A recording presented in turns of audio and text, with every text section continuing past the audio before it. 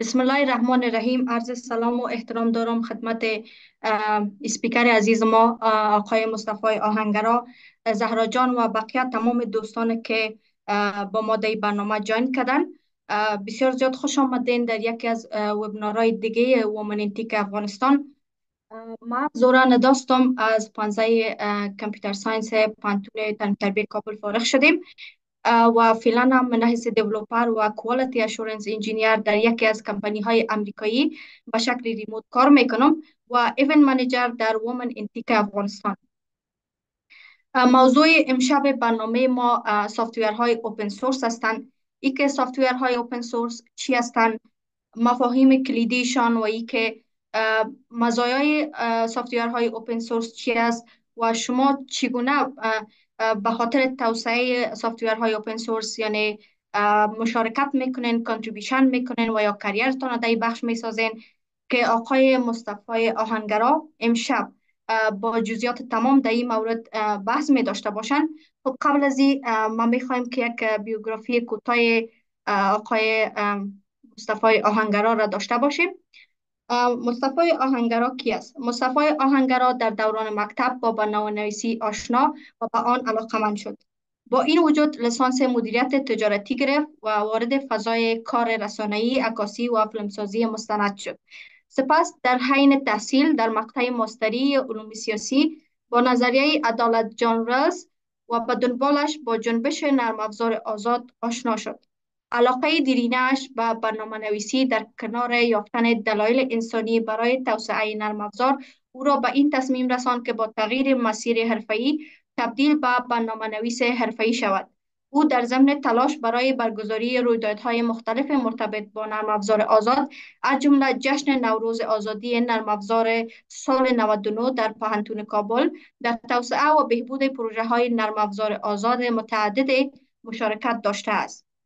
از سال 2022 میلادی به این طرف به عنوان برنامه‌نویس زبان روبی در شرکت سیکاکود مشغول کار می باشند.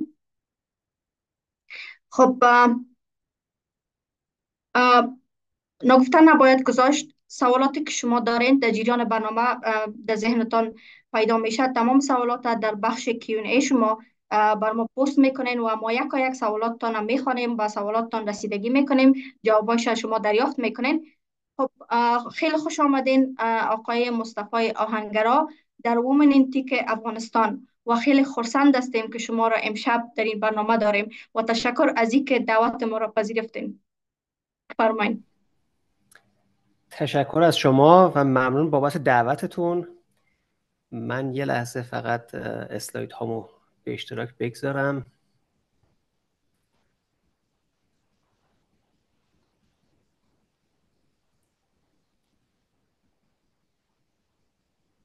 خیلی خوب، اسلاید ها رو میبینید؟ بله. بسیار عالی. خب ممنون برای معرفیتون و دعوتتون از من برای حضور توی این برنامه. برای من افتخاری هستش که بعد از 4 سال مجددا در جمعی از دوستان افغانستانی باشم و اون بار همونطور که اشاره شد توی مقدمه به مناسبت روز آزادی نرم افزار توی پنزه کامپیوتر ساینس بودیم و در مورد نرم افزار آزاد صحبت کردیم. طبیعتاً این دفعه هم بعد از 4 سال دوباره در خدمت شما هستم به شکل دیگری در مورد نرم افزار آزاد و اینکه چگونه میتونه به پیشرفت ما توی دنیای برنامه‌نویسی کمک بکنه صحبت بکنیم. من چرا صدام گرفته؟ خب من خیلی خوب، من بیشتر از این در مورد خودم توضیح نمیدم، فکر کنم توضیحاتی که دادید کامل بود. من فعال نرم افزار آزاد هستم و برنامه‌نویس فول استک وب و با زبان روبی، جاوا اسکریپت و با چارچوب‌ها و فریم ورک‌های روبی آن ریلز و ریاکت بیشتر کار میکنم.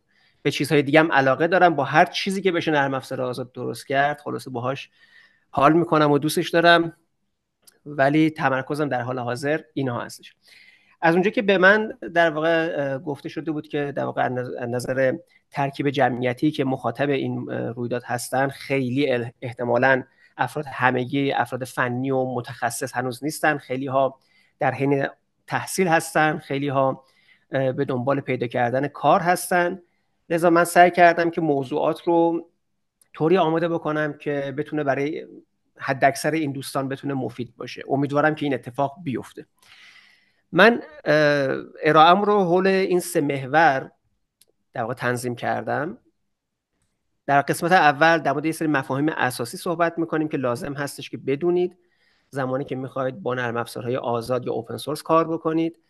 دونستنشون مهمه از این جهت که میتونه جلوگیری بکنه از اینکه حقوق شما ضایع بشه و یا اینکه ممکنه برای خودتون دردسرای حقوقی درست بکنید. سعی میکنیم ازش سریع عبور بکنیم، به قسمت دوم برسیم در مورد اینکه اصلا چرا باید مشارکت بکنیم تو پروژه نرم افزار آزاد و چجوری میتونن به ما کمک بکنن، و در نهایت یه راهنمایی در مورد اینکه چگونه میتونیم چجوری از کجاها میتونیم ایده هایی پیدا کنیم برای اینکه مشارکت بکنیم. سعی میکنم که تا جای ممکن ارائه‌مو کوتاه‌تر ارائه بدم. واقعیتش یه دفعه ارائه تمرین کردم شد 1 ساعت. خیلی تلاش کردم که اینو بتونم به نیم ساعت برسونم. امیدوارم که این اتفاق بیفته و بیشتر زمان جلسه رو بتونیم به پرسش و پاسخ بپردازیم که بیشتر بتونم در واقع تا اونجا که بتونم در واقع دانشش رو داشته باشم بتونم دقیقاً به نیازهای شما پاسخ بدم. خب در قسمت اول در مورد مفاهیم اساسی، اول ببینیم که نرم افزار آزاد چی هست. نرم افزار آزاد تاریخچه‌اش برمیگرده به 40 سال پیش، زمانی که ریچارد استالمن دانشجویی بود، در واقع نبود، درسش رو تموم کرده بود، به عنوان یک محققی در آزمایشگاه هوش مصنوعی MIT مشغول به کار بود و اون زمان متوجه یک تغییری در دنیای نرم افزار شد به این ترتیب که برخلاف گذشته دیگه نمیشد کد نرم افزارها رو دید، نمیشد تغییرشون داد و اگه کسی این کارو میکرد باید وارد یک در واقع پروسه قانونی و در واقع حضور در دادگاه و احتمالاً پرداخت خسارت میشد. برای ریچارد استالمن این وضعیت در واقع پذیرفتنی نبود، چون که معتقد بود ریچارد استالمن که نرم افزار یک ابزاره و باید ابزار در کنترل کاربرش باشه و این کنترل داشتن به این معناست که اگر کسی که از نرم افزار داره استفاده میکنه نیاز داره که رفتار اون نرم افزار رو تغییر بده، باید امکان این کار رو داشته باشه. برای همین از آزمایشگاه هوش مصنوعی MIT اومد بیرون، اعلام کرد که قصد داره که در واقع جنبشی رو راه بندازه و برای اون قصد داره که شروع بکنه کار بکنه روی یک سیستم عاملی به اسم گنو، یک سیستم عامل آزاد، و فراخوان داد. دیگرانی هم بهش پیوستن و شروع کردن کار کردن روی این پروژه و تا اواسط دهه 90 میلادی هم این کار ادامه پیدا کرد و نهایتاً با اضافه شدن پروژه در واقع لینوکس، کرنل لینوکس که توسط شخص دیگه‌ای به اسم لینوس توروالز، اونم به صورت در واقع تفریحی داشت کار انجام میداد که بتونه تو خونه خودش یه سیستم عامل آزاد رو در واقع بسازه، با ترکیب این دو تا پروژه با هم دیگه پروژه در واقع گنو لینوکس کامل شد.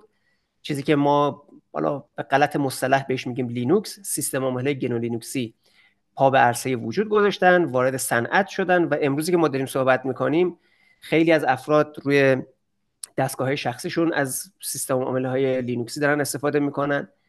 بسیاری از در واقع 500 ابررایانه یا سوپرکامپیوتر دنیا از سیستم لینوکسی استفاده میکنن در سفینه فضایی و در خیلی دستگاه‌های هوشمند از جمله تلویزیون هوشمند ما الان سیستم گنو لینوکس رو داریم استفاده میکنیم. به هر حال این جنبش خلاصه بالا پایین‌های زیادی داشت و نکته مهمی که اینجا میخوام بهتون توجه بدم این هستش که نرم افزار آزاد نرم افزاری است که خیلی تعریف ساده‌ای داره. در واقع اون نرم افزاری که این کنترل ها رو به کاربر میده، در واقع امکان کنترل روی نرم افزار رو به کاربر میده، نرم افزاری هستش که 4 آزادی به کاربر میده که به زبان ساده میشه اونها رو آزادی استفاده، بررسی، تغییر و همرسانی عنوان کرد. به این معنی که اگه یک نرم افزار آزادی رسید دست شما آزاد هستید بدون هیچ محدودیتی ازش برای هر منظوری استفاده بکنید. حق دارید برید کدش رو بخونید، ببینید که چجوری کار میکنه. ممکنه مشکلات امنیتی توش پیدا بکنید، ممکنه نیاز به ویژگی‌های جدیدی داشته باشه، بتونید بهش اضافه بکنید. این حق رو دارید که این کارو بکنید. اصلا ازتون خواسته میشه، شما رو تشویق میکنن که این کارو بکنید و این حق رو دارید، این آزادی رو دارید که اون نرم افزاری که به دستتون رسیده و یا اون نرم افزاری که شما تغییرش دادید رو هم در اختیار دیگران قرار بدید. هر نرم افزاری که این 4 آزادی رو به کاربر بده ما بهش میگیم یک نرم افزار آزاد. 13 سال بعد از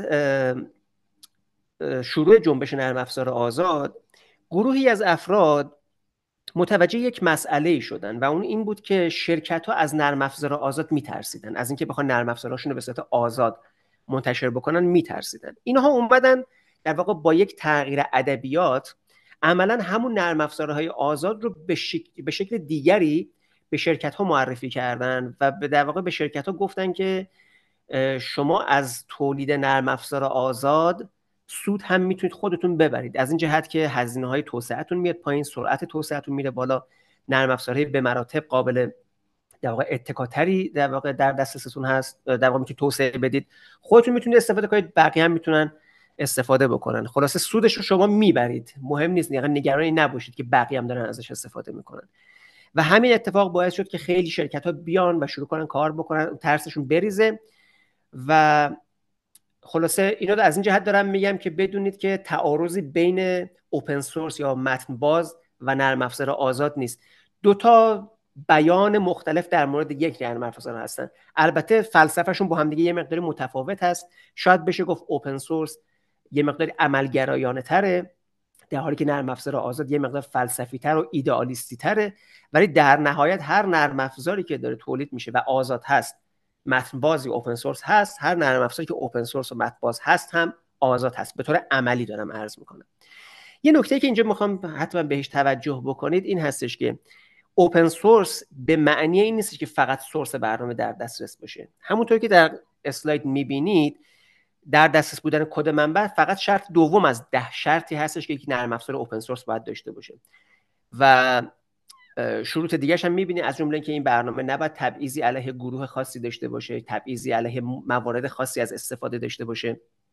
و عملاً اگر برید تو دل کار متوجه میشید که هیچ تعارضی بین این دو تعریف وجود نداره.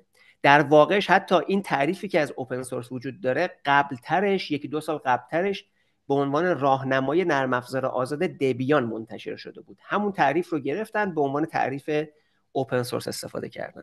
پس در واقع تفاوت نرم افزار آزاد با نرم افزار متن باز اوپن سورس در روی کردشونه، نه در مصداق. مگر نه فایرفاکس هم نرم افزار آزاده هم نرم افزار متن بازه.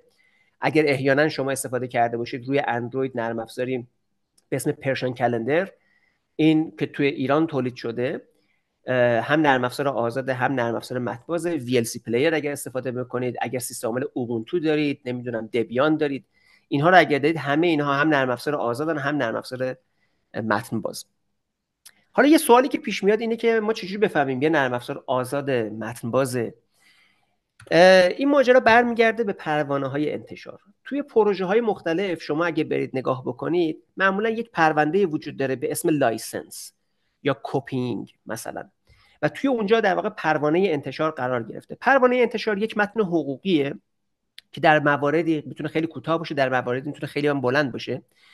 توی اونجا شرایطی که در واقع سازنده برنامه تعیین کرده که شما بخواید از این نرم افزار رو استفاده بکنید، چه نسبتی به لحاظ حقوقی با تولید کننده دارید، ذکر شده.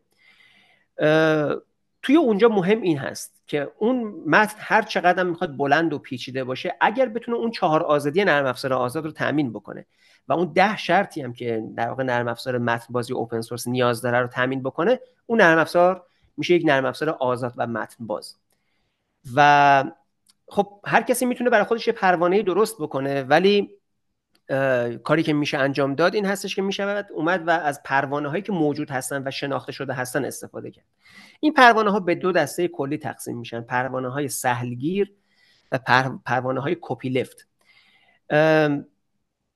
کپی لفت در واقع یه بازی کلامی هست با کپی رایت، چون اینو شما در نظر بگیرید که در واقع قوانین کپی رایت تو خیلی از کشورها به این شکل هستش که وقتی من یک چیزی رو تولید میکنم، کلیه حقوقش مربوط به منه، یعنی به تعبیری all right reserve، همه حقوقش محفوظه برای من.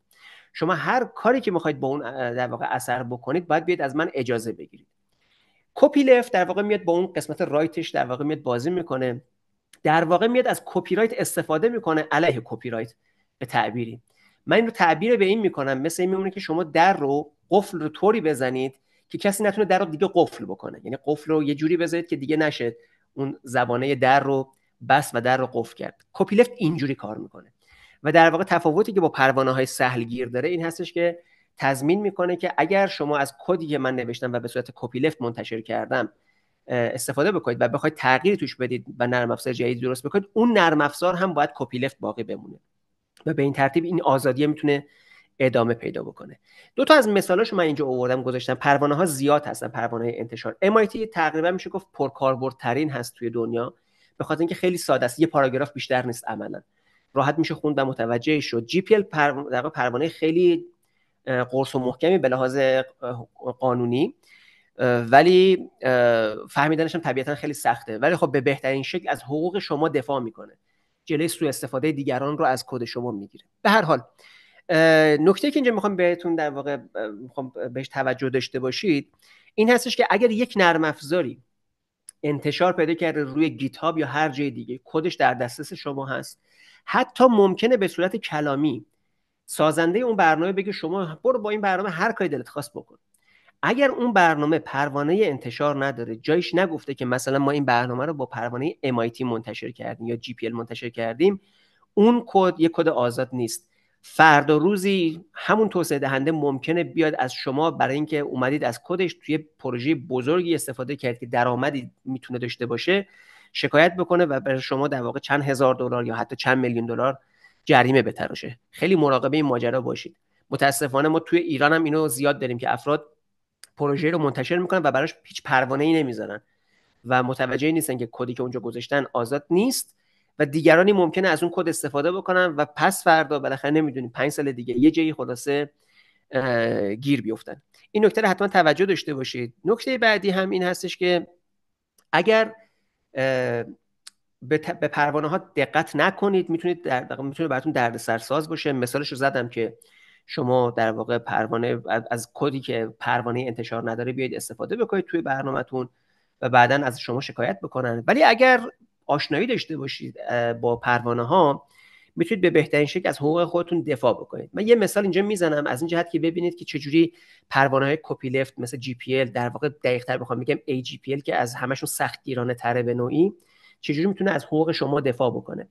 چند سال پیش اگه خاطرتون باشه دونالد ترامپ در واقع از توییتر اخراج شد، حسابش بستن و دونالد ترامپ گفتش که من میرم شبکه اجتماعی خودم رو راه میندازم و یه چیزی راه انداخت به اسم تروت سوشال و یه سری از افراد رفتن بررسی کردن، دیدن که این تروت سوشالی که دونالد ترامپ آورده بالا به نظر میرسه که دقیقاً کدهایی داره استفاده میکنه که پروژه ماستودون، یک شبکه اجتماعی شبیه توییتره ولی آزاد هست و نامتمرکز هست که حالا من اینجا نمیخوام واردش بشم، دقیقاً ظاهراً از اون استفاده کرده. اول ظاهراً هاشا کردن که نه ما این کارو نکردیم، بعد که دیدن کار خیلی جدی شد و کار دیگه داشت به شکایت کردن میرسید، پذیرفتن که بله ما یه همچین کاری کردیم. حالا دو تا گزینه پیش روشون بود، یا بعد خیلی خسارت خیلی شدیدی زیادی بعد میدادن به پروژه ماستودون، یا اینکه بعد کل کدشون رو منتشر میکردن که نهایتا انتخاب کردن که کدشون رو منتشر بکنن. بنابراین اگر نگران این هستید که کسی بیاد کد شما رو بگیره، شما آزاد منتشرش کردید و بره کد شما رو بگیره، بره باهاش یه نرم افزار غیر آزاد منتشر کنید که دیگه خود شما هم نتونید از اون تغییرات استفاده بکنید، احتمالاً پروانه کپی لفت گزینه خوبی باشن برای شما. بحث در مورد پروانه ها خیلی مفصله و قطعا توی اینجا ما نمیتونیم بیشتر بهش بپردازیم. همین مقدار اگر در مورد نرم افزار آزاد، نرم افزار مطبوعات و پروانه ها بدونید به نظر من کفایت میکنه. بریم به قسمت اصلی برنامه برسیم. چرا اصلا با مشارکت بکنیم در توسعه نرم افزارهای آزاد؟ من 3 تا دلیل کلی رو برای این موضوع میتونم در واقع فهرست بکنم. دلیل اول، چیزی که اصلا من خودم جذب این جنبش و این کار شدم، اونم این هستش که هر کاری که ما توی فضای نرم افزار آزاد میکنیم در واقع یک خیر عمومی هستش. ما به همگان داریم خیر میرسونیم. اینجوری شما نگاهش بکنید که منی که توی ایران هستم، شما که توی افغانستان هستید و چه بسا کسی که توی کشور خیلی به لحاظ فناوری عقب افتاده توی دنیا، توی کشوری توی مثلا فرض کنید آفریقا باشه، همون قدری به حساس ترین کدهای سیستم عامل‌های در واقع آزاد گنو لینوکس دسترسی داره، به الگوریتم های رمزنگاری که همه چیزایی که توی اونجا پیاده سازی شده که اون سیستم رو یک سیستم ایمن بکنه، همون قدری دسترسی داره به کدش، به دانشی که منجر به ساخت اون کد شده، به اون برنامه شده، همون قدری دسترسی داره که بالاترین مهندس نرم افزاری که توی شرکتی مثل گوگل، اپل یا مایکروسافت داره کار میکنه. و این فرصت فوق‌العاده‌ای هستش که فقط و فقط به لطف در واقع وجود نرم افزارهای آزاد ممکن شده. لذا هر کمکی که ما به این مسیر بکنیم در واقع یه خیر عمومی هست، داریم مردم رو قوی می‌کنیم نه فقط شرکت‌ها رو. و این به نظر من خیلی مهمه، مخصوصا برای ماهایی که به شکل‌های مختلف داریم می‌بینیم که دنیا چجوری با ما تا می‌کنه. به نظرم این نکته خیلی مهمیه. اما موضوع بحث ما این نیست. مورد بعدی بحث درآمد هست. خیلی‌ها هستن که از طریق کار روی نرم افزارهای آزاد درآمد دارن. این میتونه از شرکت‌های خیلی بزرگی مثل رد هت باشه، میتونه مثلا پروژه مثل نکس کلاود باشه، میتونه مثل بلندر باشه که برای ساخت در واقع انیمیشن‌های سه‌بعدی است، یکی از بهترین نرم افزارهای دنیا هست. همگی هم نرم افزارهای آزاد هستن. میتونه اونها باشه، میتونه کسی باشه که به عنوان مثال پروژه ویو رو توی دنیای فرانت اند در واقع راه اندازی کرد، شروع کرد برای خودش نوشتن و یواش یواش این کار تبدیل شد به یه چیز بزرگی براش مجبور شد یه سازمانی بزنه که بتونه در واقع کمک‌های مالی جذب بکنه و خب داره پول خوبی هم داره از کنارش داره در میاره، صرفا به خاطر اینکه یک نرم افزار آزاد رو داره توسعه داره میده. و خیلی کسای دیگه که دارن روی وردپرس کار میکنن به عنوان مثال. این هم بحث مفصلی داره، ولی خب الان احتمالاً جاش اینجا نیست. هرچند من میتونم مثال‌های خوبی هم بزنم که همین الانش هم شما ممکنه بتونید از این مسئله بتونید درآمد داشته باشید.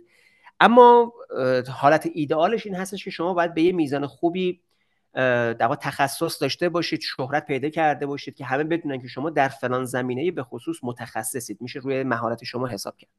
این رو هم بذاریم کنار. قسمت سوم چیزی هستش که با امروز می‌خوایم در موردش صحبت بکنیم و اون این هستش که احتمالاً ماهایی که اینجا هستیم بالاخره یه مقداری بالاتر، پایینتر، بیشتر، کمتر، ماها هنوز اوایل در واقع حرفه ما هست به عنوان برنامه نویس. یا مشغول تحصیلیم، چشم اندازی داریم که چند سال آینده بخوایم بریم جایی کار بکنیم، یا همین الانش دنبال کار داریم میگردیم، یا شاید الان جایی داریم کار میکنیم ولی اول راه هستیم و نیاز داریم که بتونیم سرعت پیشرفتمون رو بیشتر بکنیم.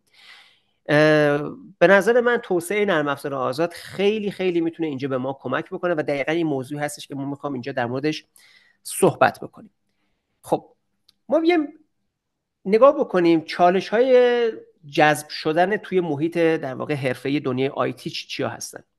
من اومدم این چالش ها رو به دو دسته تقسیم کردم. یه سری چالش هایی که شرکت هایی که دنبال استخدام کردن نیرو میگردن اینا چه چالش هایی دارن، و یه قسمت چالش هایی که ماهایی که میخوایم دنبال کار بگردیم، میخوایم اون شرکت ها بیان ما رو پیدا بکنن به عنوان نیروهایی که خوبن، آینده دارن و دوست دارن که تو شرکت بتونن کارهای مؤثر انجام بدن. خب واقعیتش این هستش که شرکت ها واقعا برای پیدا کردن نیروی کار خوب دچار مشکل هستن، دچار چالش هستن.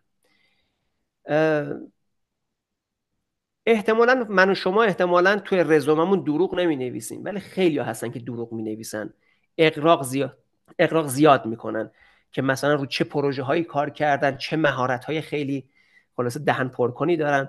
من یادم میاد که توی شرکتی کار میکردم و یه نیرویی رو میخواستیم استخدام بکنیم و این جوون اومد گفتش که من فتوشاپ بلدم. گفتم خب چقدر بلدی؟ گفت من از 20 به خودم میدم 25. و من تو دلم داشتم میخندیدم از این جهت که من 3 تا کتاب عکس ویرایش کردم، نمایشگاه عکس در واقع عکس ویرایش کردم و خیلی کارهای دیگه انجام دادم. من به خودم از 20 شاید بدم 10 و اون بنده خدا از 20 به خودش میداد 25. متاسفانه خیلی از رزومه هایی که به شرکت ها میرسه از این جنس هستن و شرکت ها مجبورن که بخوان بیان در واقع گزینه های خوب از اینجا جدا بکنن، مجبورن بیان سختگیری های بیشتری بکنن، خلاصه مراحل سختی رو بذارن که بتونن احتمالاً بهترین افراد رو جذب بکنن. تازه با همه این کارها باز هم تهش خیلی وقتا از نیرویی که جذب کردن راضی نیستن. چرا؟ چون که واقعا پیدا کردن نیرویی که مهارت‌های سختش، مهارت‌های فنیش در سطح خوبی باشه دشواره، واقعا سخته. یعنی من صرفا با دیدن رزومه‌ای که رو کاغذ نوشته شده نمیتونم اینو تشخیص بدم. نیاز دارم باهاش صحبت بکنم، نیاز دارم ببینم که مثلا براش چند تا چالش مثلا فنی بذارم که بیا مثلا این مسائل رو حل بکن که ببینم چه جوری انجامش میده. و باز هم همه این کارا هم که ما بکنیم مثل کسایی میمونن که توی امتحانات نمره‌های خیلی خوبی میگیرن ولی وقتی پای عمل میاد، وقتی قرار کار انجام بدن نمیتونن کار انجام بدن. و خب شرکت نیرو نگرفته برای اینکه تو امتحانات در واقع نمره خوب بگیره، برای این گرفته که بخواد کار بکنه و ارزش خلق بکنه. در کنار اون یه چیزی که شاید حتی از مهارت‌های سخت مهمتر باشه، چون مهارت‌های سخت رو میشه یاد گرفت به مرور، ولی مهارت‌های نرم و ارتباطی. شرکت‌ها دنبال استخدام ربات نیستن، شرکت‌ها دنبال استخدام چت جی پی تی نیستن، آدم میخوان استخدام بکنن. با اون آدم میخوان ارتباط بگیرن، میخوان باهاش بتونن حرف بزنن، میخوان اگر مثلا با همدیگه اختلاف نظر پیدا کردن بتونن با همدیگه در واقع راه حلی پیدا بکنن. و متاسفانه خب خیلی از برنامه‌نویسا احتمالاً میدونید کلا توی ارتباطات اجتماعیشون خیلی خوب نیستن، چه بسا به خاطر اینکه توی ارتباطات اجتماعی خوب نیستن سمت کامپیوتر میان که با کامپیوتر بخوان تعامل داشته باشن. لذا این هم یکی از چالشایی هستش که شرکت‌ها باهاش مواجه هستن. پیدا کردن کسی که در واقع توانایی فهم و حل مسئله داشته باشه خیلی مهمه. سخت پیدا کردن افراد این شکلی، افرادی که قابل اتکا باشن. شما میخواید یه نیروی رو استخدام بکنید، در واقع یه شرکت میخواد نیروی استخدام بکنه که بعد از 1 ماه 2 ماه بالاخره کار کردن بتونه رو پای خودش وایسته و شما هر روز لازم نباشه چکش بکنی، هر روز بالا سرش باشی، بهش یاد بدی که چی و چه کار انجام بده. بالاخره باید بتونه رو پای خودش وایسته و شما بتونید در واقع بخشی از بار کار رو به ایشون بسپارید. و خب چجوری میشه اینو پیدا کرد؟ یعنی شما توی مصاحبه که نمیتونید به راحتی قابل اتکا بودن فردی رو پیدا بکنید. و مهمتر اینکه افراد علاقه‌مند باشه. شما اینو تو هر رشته‌ای هم میتونید پیدا بکنید. شما یک آشپزی که به آشپزی علاقه نداشته باشه، لذت از کارش نبره، احتمالاً غذای خیلی خوبی درست نمیکنه. برنامه‌نویسی هم که به کارش علاقه نداشته باشه، از کدنویسی لذت نبره، احتمال خیلی زیاد کد خیلی خوبی تحویل شرکت نمیده، تحویل مشتری نمیده. پیدا کردن واقعا نیرویی که بتونه همه اینها رو داشته باشه واقعا کار سختی هستش. از اون طرفش ماهایی که دنبال کار می‌خوایم بگردیم یه سری چالش هایی داریم. مخصوصا خب همه ما اول مسیر هستیم، هنوز از بازار هم حتی اطلاع نداریم که دقیقاً انتظارات شرکت از ما دقیقاً چیه. شرکت به من گفته که مثلا من یه نیروی ریاکت کار میخوام، ولی دقیقاً چه کاری از من میخواد نمیدونیم، دقیقاً انتظارات چیه. ولی مهمتر از اون این هستش که ما حتی از خودمون هم در واقع درک درستی نداریم. ببینید، اولا که ما اگر رزومه خوبی داشتیم که الان استخدام شده بودیم، ما رزومه نداریم. چرا؟ چون تجربه کار نداریم. ما هنوز جایی توی شرکتی نرفتیم، استخدام نشدیم، تجربه کار نداریم، پروژه خیلی خاصی نساختیم. اگه چیزی هم ساختیم که ادعاشو داریم میکنیم که مثلا من یه نرم افزار مدیریت کتابخانه درست کردم. کدش کجاست؟ احتمالاً نمیتونیم به اون شرکت نشون بدیم که آقا این پروژه من هستش. یه پروژه هست، یه زمانی کار کردیم دیگه، خدا میدونه که خلاصه کیفیت این پروژه چی بوده. تجربیاتمون این مدلی هست. هیچ کدوم از تجربیات ما، یعنی به ندرت تجربیات ما داریم که روی پروژه های واقعی بوده باشه و خب تجربه اصلش این هستی که تو دنیای واقعی اتفاق افتاده باشه و ما اینا رو متاسفانه نداریم هنوز. اصلا تو شرایطی نبودیم که بخوایم تجربهش بکنیم. خب طبیعتاً به خاطر همه اینا ما مهارت سختمون خوب نیست. ممکنه یه زبان برنامه‌نویسی یه قدری بلد باشیم. شما اگه دیده باشید خیلی‌ها میان تو رزومه‌شون مثلا می‌نویسن من پایتون بلدم، مثلا ستاره میزنم، مثلا 4 تا ستاره از 5 تا ستاره میزنن، یا مثلا از 100 به خودشون مثلا میدن 90 95. و مثلا خیلی واقعا خنده‌داره از این نظر که کسی که هنوز برنامه‌نویس پایتون نیست چجوری میتونه به خودش امتیاز بده. پیشنهاد میکنم که هیچ وقت از اینا تو رزومه‌تون نذارید. خلاصه ما حتی درکمون از این هم درست نیست، از اینکه ما دقیقاً چقدر بلدیم. و نه فقط این، چون ما توی دنیای برنامه‌نویسی فقط کافی نیست که زبان برنامه‌نویسی رو بلد باشیم، خیلی چیزهای دیگه باید بلد باشیم. و واقعیتش بلد بودن همه اینا بازم توی عمل اتفاق میفته، نه فقط تو کتاب خوندن. مهارت نرمم که عرض کردم، ما معمولاً به عنوان کسی که با کامپیوتر سر کله میزنیم، معمولاً سر کله زدنمون با آدم‌ها خیلی خوب نیست و اینا رو باید خلاصه یه جوری درستشون بکنیم. و حتی شاید اینطوری بشه گفت ما دقیقاً بازم نمیدونیم که ما چقدر ارتباطات اجتماعیمون خوبه، ما چقدر تو تحت فشار که قرار بگیریم میتونیم در واقع کار انجام بدیم. وقتی ما به مشکل بخوریم، اختلاف بخوریم، ما چقدر مهارت اینو داریم که اختلاف رو بتونیم رفع بکنیم. دوباره توانایی فهم و حل مسئله توی عمل، توی کار واقعی، نه اینکه من توی کاری که برای خودم نشستم 1 ماه وقت داشتم که مثلا این مسئله رو حل بکنم. نه، من یه کاری رو اگه قرار بوده که تو 2 روز تحویل بدم، تونستم برم توی اون فرصت کوتاه روی پروژه واقعی، برم تو اون فرصت اصل مسئله رو بفهمم، مشکل چی بوده، راه حلش چی میتونه باشه، اینا رو تونستم برم تحلیل بکنم، در بیارم. خب احتمالاً ما این کارو نکردیم چون ما روی هیچ پروژه واقعی کار نکردیم.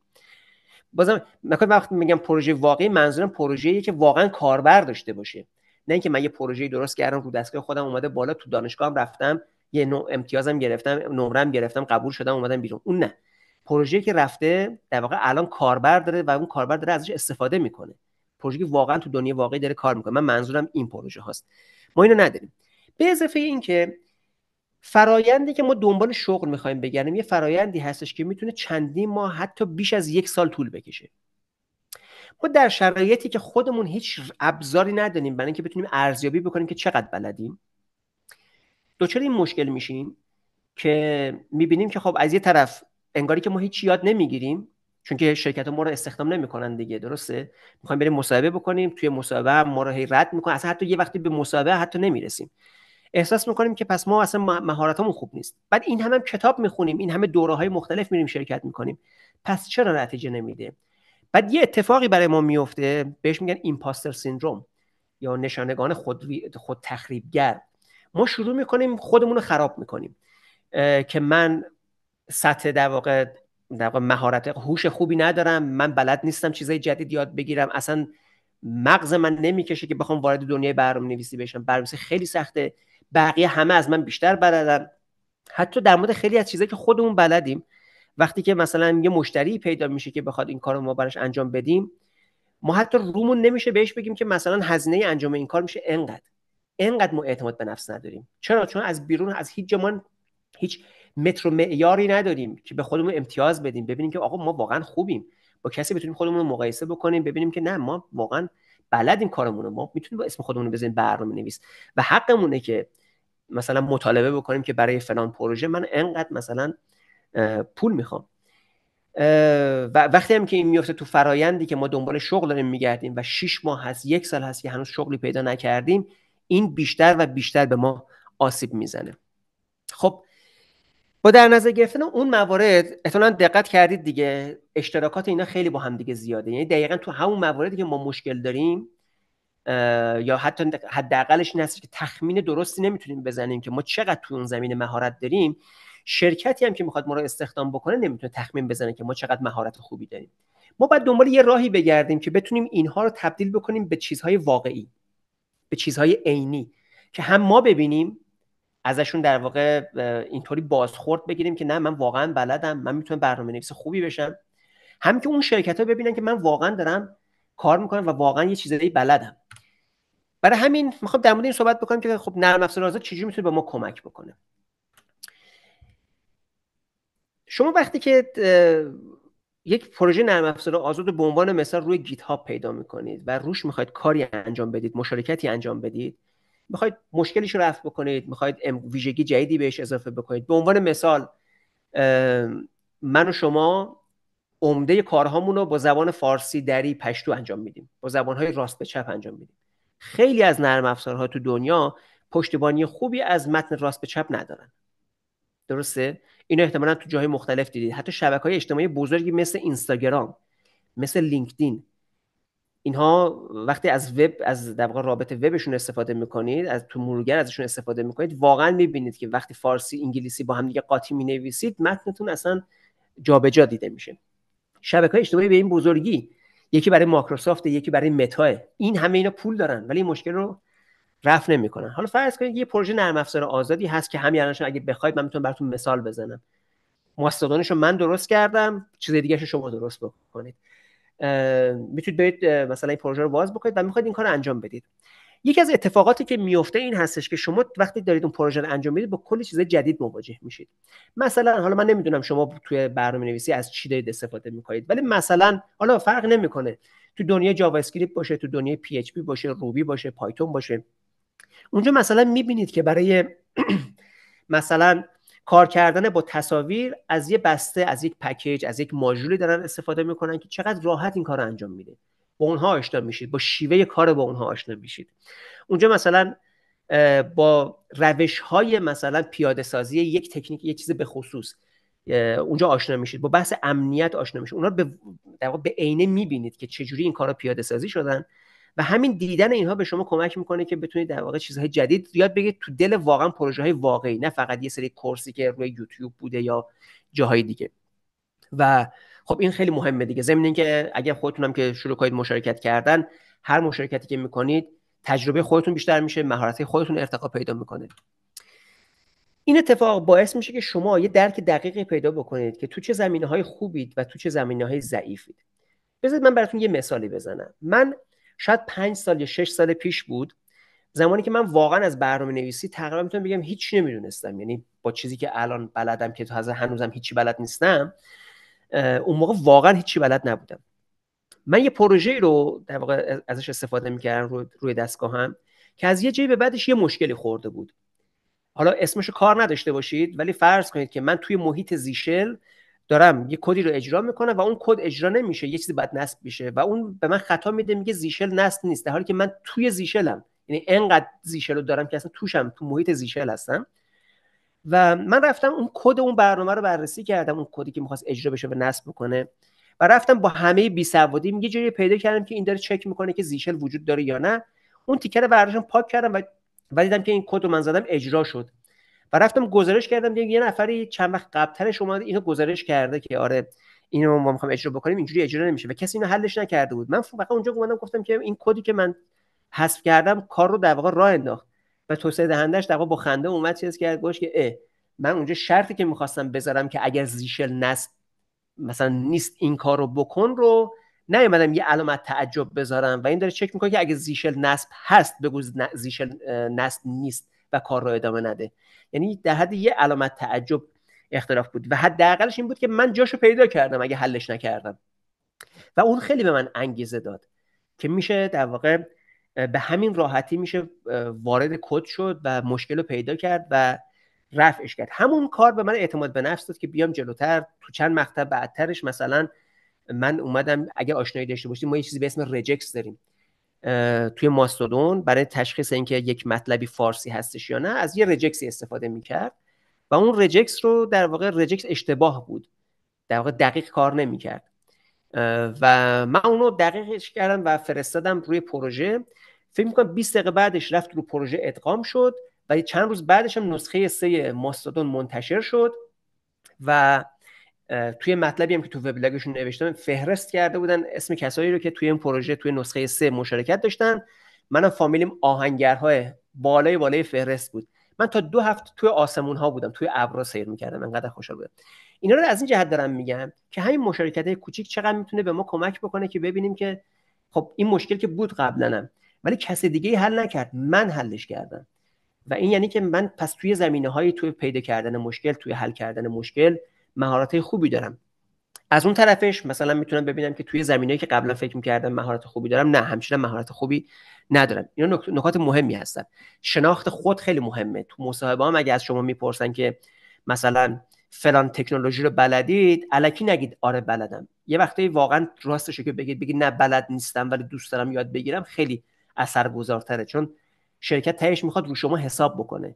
اگه شرکت بدونه که شما بلد نیستید، یه نفر رو با شما خلاصه همراه میکنه که اونو یاد بگیرید.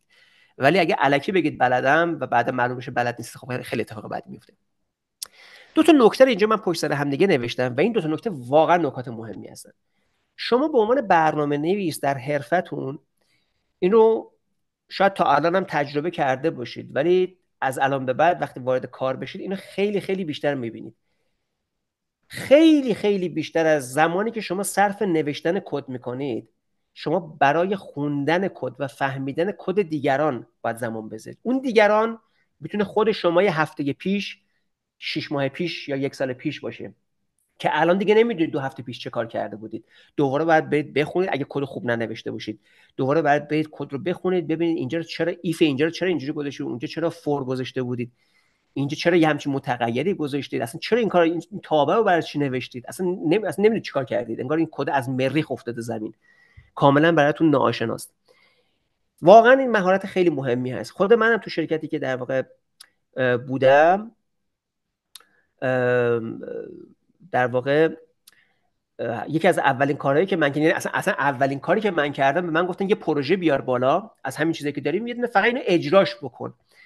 و من یه هفته حداقل درگیر این بودم که فقط این پروژه رو اجرا بکنم و نمیشد و از قضا مجبور شدم برم وارد کد برنامه بشم و شروع کنم بفهمم که این برنامه چه کار میکنه. و شاید براتون جالب باشه که توی این فرایند من متوجه شدم که یه آدم خیلی بزرگی تو دنیای روبی، زبان روبی، در واقع یه کدی رو که تغییر داده بوده در واقع باعث شده بوده که برنامه ما دیگه کار نکنه و همین واقع باعث شد که من مشکل رو پیدا بکنم و بتونم حلش بکنم. این برای قسمت اول. شما باید مهارت خواندن و فهمیدن کد دیگران رو کسب بکنید. توی این فرآیند شما متوجه میشید که یه سری کدها هستن که خیلی راحت میشه خوند و فهمیدشون، یه سری کدها رو هر چقدر تلاش میکنید بازم خوب نمیفهمیدشون و اینجا متوجه میشه که تفاوت وجود داره بین شیوه نوشتن کد و این دقیقاً اون چیزی هستش که ما تو دنیای برنامه‌نویسی در موردش صحبت می‌کنیم به اسم کد تمیز یا کلین کد. اینو یواش یواش مجبور میشید یاد بگیرید و وقتی که اینو یاد میگیرید یواش یواش عادت میکنید که کدی که مینویسید کد قابل فهم باشه برای دیگران از جمله خودتون در آینده و این به شدت مهمه. واقعیتش من تو شرکتی که استخدام شدم یکی از دلایلی که من پرسیدم که چی شد، مثلا چه نکته خوبی رو دیدید توی من که منو استخدام کردید، نکته که گفتم این بود که کدی که مینویسی کدی که راحت میشه خوند و فهمیدش. این نکته خیلی مهمه، واقعا بهش توجه بکنید و تو پروژه نرم افزار آزاد این اتفاق میفته. چون که نگاه کنید من یه پروژه‌ای رو مثلا فرض کنید درست کردم و همه کاراشو که من نمیتونم انجام بدم، دوست دارم بقیه هم بیان روش مشارکت بکنن. اگر کد من کد بدی باشه شما نتونید بخوندش، نمیتونید بیاد روش مشارکت بکنید. اگه شما میخواید رو کد من مشارکت بکنید و کد بد بزنید که من نتونم بخونم شما چی نوشتید، نتونم بفهمم چی نوشتید، من ادغامش نمیکنم با پروژه. پروژه نرم افزار آزاد مجبورن که این قواعد رو رعایت بکنن که بتونن همچنان توسعه پیدا بکنن. خیلی نرم افزارهایی پیدا میکنید که در واقع اینها نرم افزارهای آزاد نیستن و واقعا برنامه‌های بدی هستن و در واقع یه سری رویه‌ها توشون انجام نمیشه. اینو بذارید بعد از این بهتون بگم. شما توی دنیای نرم افزار آزاد به همین جهتی که دنیای نرم افزار آزاد منابع مالی زیادی ندارن که در واقع افراد با از وقت آزادشون خیلی وقتا دارن میذارن که یه پروژه ببرن جلو، گاهی در کنار کار دیگه که دارن انجام میدن در واقع پروژه آزاد رو انجام میدن. خلاصه منابع مالی ندارن که افراد رو بیان استخدام بکنن که هر تغییری که توی کد داده میشه برن کد رو بررسی بکنن، ببینن که کد در واقع این تغییرات جدید برنامه رو به هم نزده. براش چه کار میکنن؟ اصطلاحاً آزمون مینویسن، تست مینویسن. یعنی کنار کدی که شما دارید یک سری کد دیگه نوشته میشه که این کد میاد مثلا توابع این برنامه شما رو میاد در واقع بهش میگه که من اگر این ورودی رو بدم انتظار دارم که این خروجی رو دریافت بکنم، اگر این ورودی رو بدم انتظار دارم که این خروجی دریافت بکنم، اگر ورودی غلط بدم انتظار دارم که به من خطا برگردونه به عنوان مثال.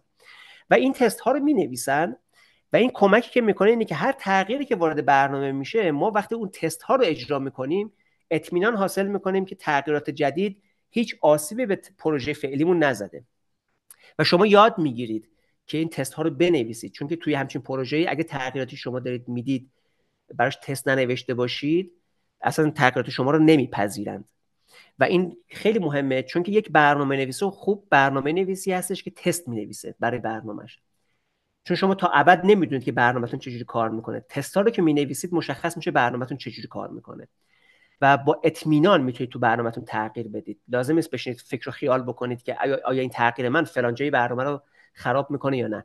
با خیال راحت میتونید کد پاک بکنید، میتونید کد اضافه بکنید و مطمئن باشید که همه تستاتون داره پاس میشه. اینو چرا گفتم؟ چند هفته پیش تو اخبار دیدید که خیلی از سیستم‌های ویندوزی تو خیلی از شرکت‌ها دچار مشکل شده بودن، صفحه بلو اسکرین داده بودن. دلیلش چی بود؟ خیلی دلیل مسخره‌ای هست. یه شرکت بسیار بزرگ امنیتی، یه نفری، یک نیرویی که تازه رفته بود استخدام شده بود ظاهرا، تغییراتی داده بود، اون تغییرات رو دستگاه خودش تست کرده بود، درست بود، تغییرات رو فرستاده بود که بره رو پروژه بشینه. هیچ نیروی ارشد و سینیوری اونجا نشسته بود کد این رو بررسی بکنه. تست‌های درست هم نداشت پروژهشون و این کد رفت نشست، همه در واقع آپدیت جدید رو دریافت کردن و همه سیستماشون ترکید.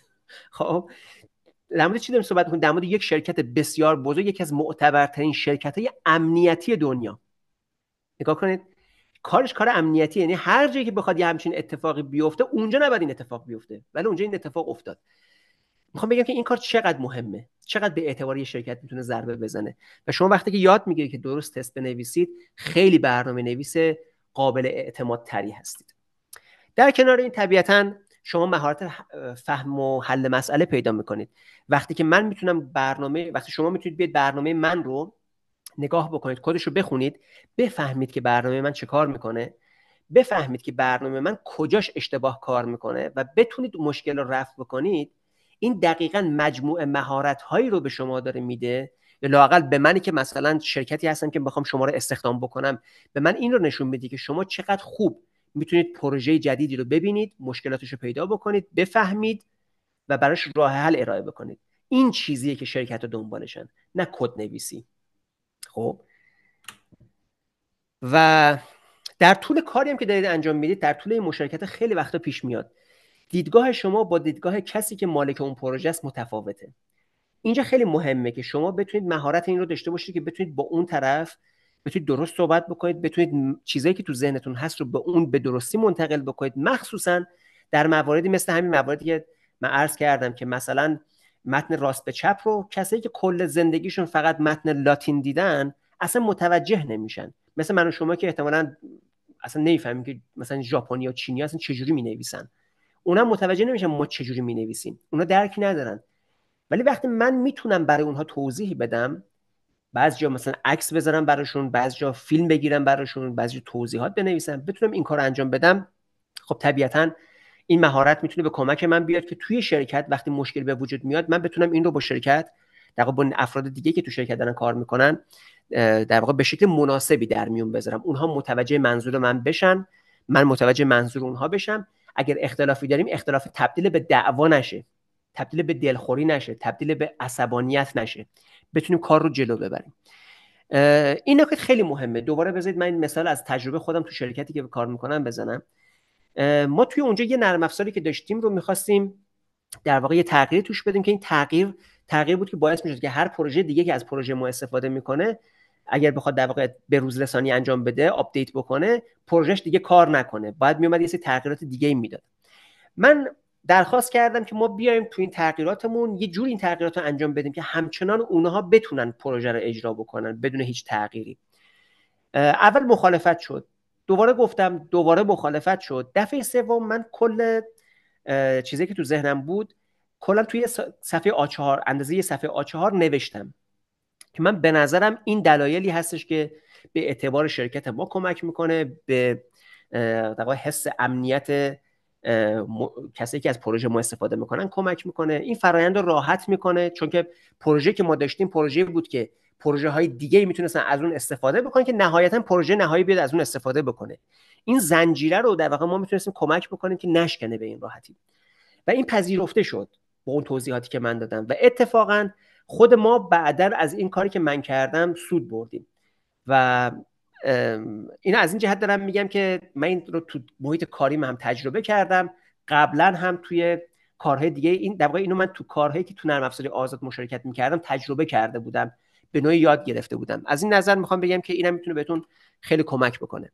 و حالا شما تصور بکنید کسی که توی 6 ماه گذشتهش، توی 1 سال گذشتهش که داره دنبال کار میگرده یا هنوز دانشجوه، داره توی دانشگاه داره درس داره میخونه، هنوز وقت داره، این زمانش رو که میتونه 1 سال باشه، 2 سال باشه، در کنار همه چیزایی که داره یاد میگیره، داره همه اینها رو داره تمرین میکنه توی مشارکت کردنش تو پروژه های نرم افزار آزادی که وجود داره.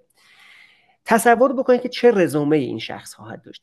دیگه تو رزومش فقط نمیاد بنویسه که خب من مثلا لیسانس گرفتم از مثلا دانشگاه فلان در رشته مثلا علوم کامپیوتر، در مثلا دوره فلان، مثلا کورس فلان یودمی شرکت کردم، سرتیفیکیت فلانجا و فلانجا و فلانجا رو دارم، بعد مثلا برای خودم هم یه دونه مثلا برنامه اتوماسیون چیشی درست کردم یا مثلا مدیریت کتابخونه درست کردم.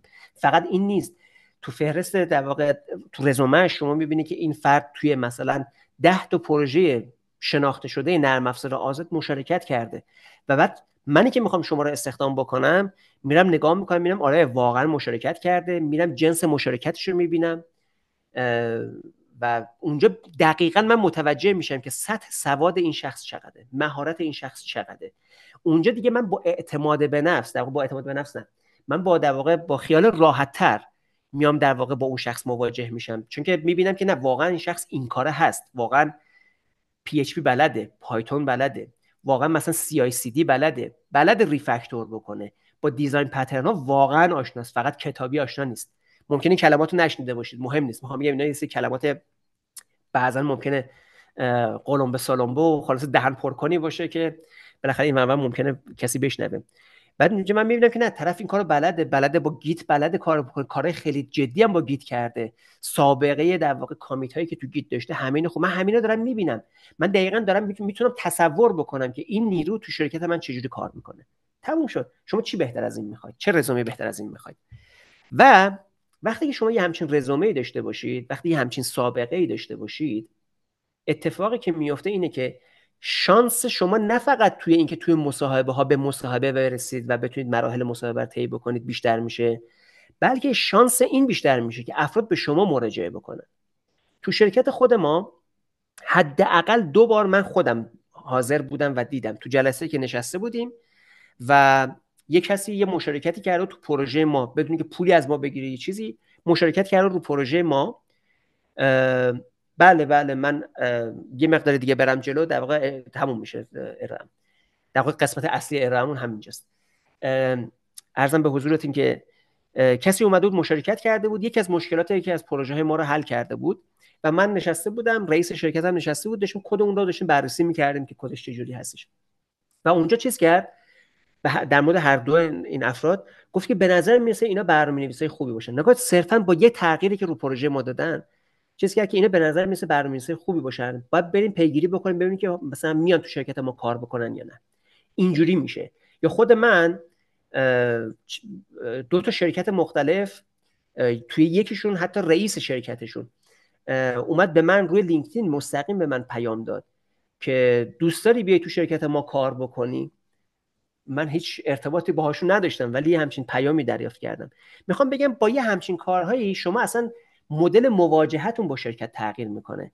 و خب اگر شرکتی بیاد دنبال شما برای استخدام کردن شما، اونجا قطعا شما دست بالاتر رو دارید، چون از قبل اونها شما رو پسندیدن، از قبل شما رو انتخاب کردن. بقیه مصاحبه‌ای که بخواد انجام بشه صرفا به خاطر اینه که ببینیم که ما میتونیم با همدیگه ارتباط بگیریم، ما با همدیگه صحبت میکنیم، راحت صحبت میکنیم، میتونیم حرف بزنیم، حرف همدیگه رو بفهمیم یا نه. بیشتر از این جنبه است. از جنبه فنی شما تایید شده هستید. شما اگه بخواید برید مذاکره بکنید، حقوق بیشتری بخواید بگید، خیلی راحت تر اینجا میتونید مذاکره بکنید. این از کلیاتی که پس چجوری نرم افزار آزاد مشارکت کردن توش میتونه به ما کمک بکنه. بریم جلوتر.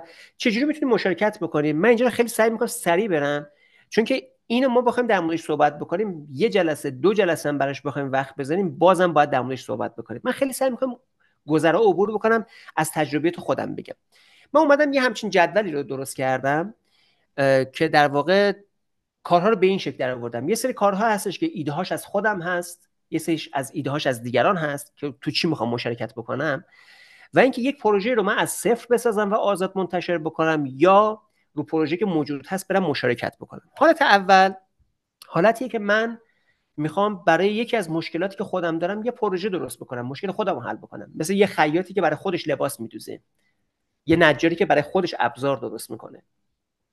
ما برنامه نویسیم دیگه، خودمونم مشکلات داریم. مثلا من میخواستم توی ویکی‌پدیا شعر اضافه بکنم و خب تو شعر اضافه کردن تو ویکی‌پدیا با یه قالب خاصی متن رو بنویسید. ما برنامه‌نویسان تنبلیم دیگه، نمیخوایم بریم دستی این کارو انجام بدیم. یه برنامه نوشتم که این کارو انجام بده، حالا دارم روش کار میکنم که اینو بیارم در واقع به صورت در واقع آنلاین روی یه جایی بذارم که هر کسی خواست شعر رو کپی کنه، اونجا یه دکمه رو بزنه، فرمت درست بهش بده، همون رو بنویسه تو ویکی‌پدیا. خب یکی از کارهایی که میتونیم بکنیم این هست و آزاد منتشرش بکنیم. چرا آزاد منتشرش بکنیم؟ چون وقتی که آزاد منتشر میشه این پروژه، اولا میره در معرض دید دیگران، بعد ممکنه دیگران بیان در واقع ازش استفاده بکنن، به ما بازخورد بدن، فیدبک بدن که خوبه که اینجاش این کارو بکنیم. چه بسا بعضیا بیان روش مشارکت بکنن، بهترش بکنن. و اینجا نه تنها ما مهارت برنامه‌نویسیمون ارتقا دادیم، بلکه حتی مهارت مدیریت پروژه‌مون هم داریم ارتقا میدیم. مثلا برنامه‌نویس ارشد میشینیم در واقع ریویو میکنیم، بررسی میکنیم تغییراتی که افراد برای ما میفرستن و خب همه اینا چیزای ارزشمند هست. کار دیگه که میتونیم بکنیم اینه که بگردیم ببینیم مشکلات اطرافیانمون چی هست. کاری که شما اگر هر دوره‌ای هم ببینید توی برای کارآفرینی، برای مثلا درست کردن یه استارتاپ یا یه شرکت میخواید بزنید چه کار بکنید، یکی از پیشنهادهایی که میدن، شما مثلا میخواید اون بیزنس کنواس درست بکنید، مثلا طرح کسب و کار میخواید در بیارید، میگن برید ببینید تو دوستانتون چه مشکلاتی باهاش مواجه میشن و سعی کنید براش راه حل ارائه بکنید.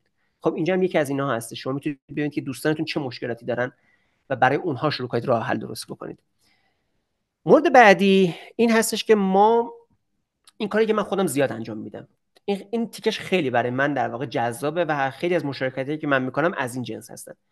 من چون خودم گفتم دیگه من فعال نرم افزار آزاد هستم و تقریبا از همه چیزی که استفاده میکنم همشون آزاد هستن برای همه کارهایی که انجام میدم و خیلی وقتا به مشکل میخورم، ولی همچنان ترجیح میدم به مشکل بخورم و اون مشکلات رو جایی یادداشت میکنم که یک روزی که مهارتم رسید به جایی که بتونم اون رو حلش کنم برم حلش بکنم. و این به نظرم میرسه که بهترین کاری هستش که ما میتونیم انجام بدیم، به این جهت که بالاخره وقتی ما میخوایم مشارکت بکنیم یه سری چالش‌های فنی داریم دیگه، یه جایی کار انجام نمیشه، به مشکل میخوریم و یه جایی ما انگیزمون رو از دست میدیم، انرژیمون رو از دست میدیم. ولی وقتی که من میخوام مشکلی که خودم دارم باهاش مواجه میشم رو حل بکنم، اتفاقی که میفته اینه که من انگیزه مضاعف دارم برای حل کردن این مشکل. یعنی اگر الان نتونم حلش بکنم، دوباره هفته دیگه به این مشکل میخورم، دوباره برمیگردم و کار رو ادامه میدم. من پیشنهاد میکنم این کار رو انجام بدید. و مورد بعدی هم این هست که خب ما یه عالمه پروژه نرم افزار آزاد اوپن سورس داریم روی مثلا گیت هاب. شما توی گیت هاب میتونید برید، یه قسمت اکسپلور داره، میتونید اونجا رو باز بکنید و میتونید انتخاب بکنید که من مثلا میخوام بگردم تو پروژه هایی که وجود دارن، پروژه جاوا اسکریپتی رو میخوام پیدا بکنم که توشون ایشو هایی وجود داره، گزارش هایی وجود داره که مثلا یه سری برچسب های به خصوصی خورده، مثل برچسب مثلا good first issues مثلا، یا مثلا up to grab مثلا. یه همچین چیزهایی وجود داره که اینها رو میتونید توی من نشونی که اینجا گذاشتم میتونید برید بخونید. یه مقاله خیلی خوبی هستش، این سایت opensource.guide/how to contribute. این یه نگاه بندازید، به نظرم ایده های خیلی خوبی میگیرید که چی کار بکنید. من یه مثالی از این کارها رو فقط اینجا میارم بهتون نشون میدم، یه پروژه که البته من اونجا ندیدمش. یه سایت وجود داره به اسم good first issues. شما این سایت رو باز میکنید، نه نیاز به نام نویسی داره، هیچی نداره. همونجا مثل کاری که من اینجا کردم میتونید ببینید، میتونید انتخاب بکنید که مثلا دنبال پروژه های جاوا اسکریپتی هستید که دارای گزارشاتی هستن که روشون برچسب لیبل گود فرست ایشو خورده. گود فرست ایشو رو معمولا از اسمش معلومه دیگه، این برچسب رو میزنن، میگن که خب این مثلا کار خیلی ساده ایه، هر کسی احتمالاً میتونه بیاد انجامش بده. اینا رو میذارن که برنامه‌نویسای تازه کارتر بتونن بیان از اونجاها شروع بکنن. به قولی من نمیدونم تو چه کتابی هستش تو ادبیات فارسی، یه تعبیر خیلی قشنگی هست، میگن که یه جای سر مزرعه‌ای هستش، میگه که به اونایی که دارن خلاصه درو دارن میکنن، میگه که خلاصه شلخته درو بکنید که یه چیزی هم گیر خوشه چین ها بیاد. اینجا هم اینجوریه که میگه حالا شما همه چیزو حل نکن، شما برو سخته رو حل بکن، آسوناشو بذار برای بقیه که بیان تجربه کسب بکنن. در هر حال این نکاتی که من گفتم نهایتا دوباره یه مرور بخوام بکنم اینه که شما وقتی که روی پروژه های نرم افزار آزاد مشارکت میکنید، دانش فنیتون خوب میشه، یه سری مهارت‌هایی رو یاد میگیرید که اینا رو از تو کتاب خوندن یاد نمیگیرید، از تو کورس شرکت کردن یاد نمیگیرید، از انجام دادن یاد میگیرید. و مجموعه اینها رو وقتی یاد بگیرید، شما یک نیروی ارزشمندی میشید که این مهارتاتون ادعاهایی نیستش که تو رزومه نوشتید، سابقتون هست مثلا توی گیت هاب. من مثلا کسی که میخوام شما رو استخدام بکنم میتونم برم نگاه بکنم و دقیقاً متوجه بشم که شما واقعاً این کار هستید یا نه. به هر حال من ارائهم اینجا کلیاتش در واقع تموم شد. جزئیات زیاد میتونستم بازم بگم، سعی کردم که نکات کلی رو بگم که برسیم به بخش پرسش و پاسخ و انشالله که توی قسمت پرسش و پاسخ بتونم کمک بیشتری بکنم.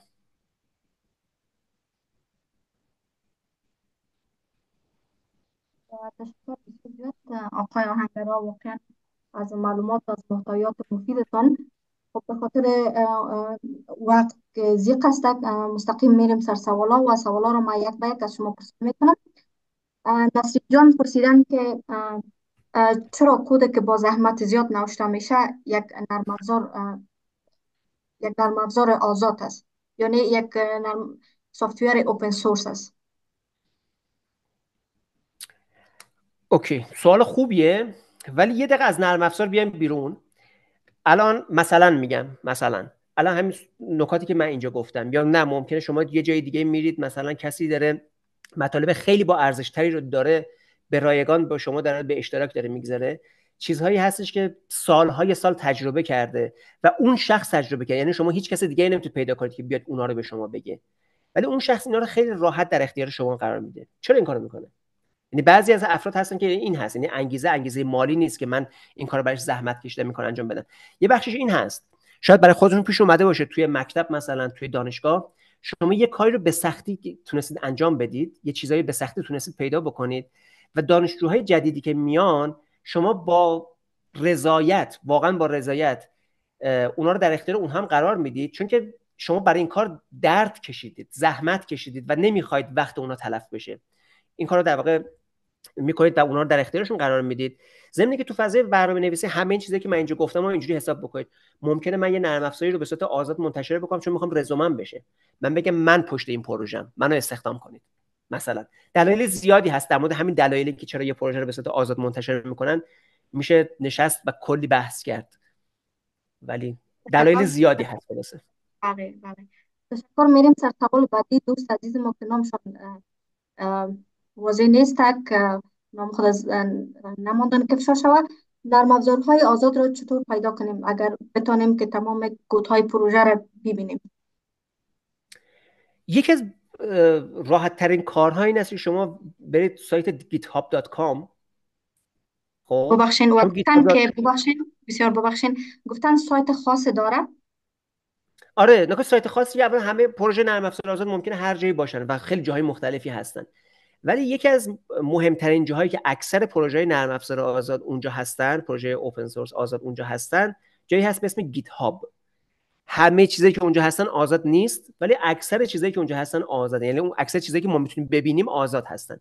شما اونجا میتونید برید یا متناسب با مثلا علاقه خودتون، مثلا دوست دارید پی اچ پی کار بکنید، میرید github.com رو باز میکنید، یه قسمت اکسپلور داره، اونجا رو باز میکنید، میتونید بر حسب زبان میتونید بگید که فقط پروژه های پی اچ پی رو به من نشون بده. حتی اونجا میتونید بگید مثلا من لاراول دارم کار میکنم، پروژه‌ای که با لاراول انجام شدن به من نشون بده. اونجا برای شما فهرست میکنه. بعد مثلا میتونید ببینید اونایی که مثلا ستاره‌های بیشتری دارن، احتمالاً افراد بیشتری ازش استفاده میکنن، پروژه معروف‌تری هستن، میتونید اونها رو باز بکنید، میتونید بخونید و کلی میتونید ازشون یاد بگیرید. بهترین جایی که من میتونم پیشنهاد بدم اینه که برید github.com. تشکر بسیار زیاد. مهناز جان عطایی پرسیدن میشه که در مورد وردپرس معلومات بدین، چون قرار است که یک وبسایت تبلیغاتی بسازن و به وردپرس نیاز دارن. اگر کوتاه اشاره کنین. والا چی بگم، من نمیدونم چی بگم.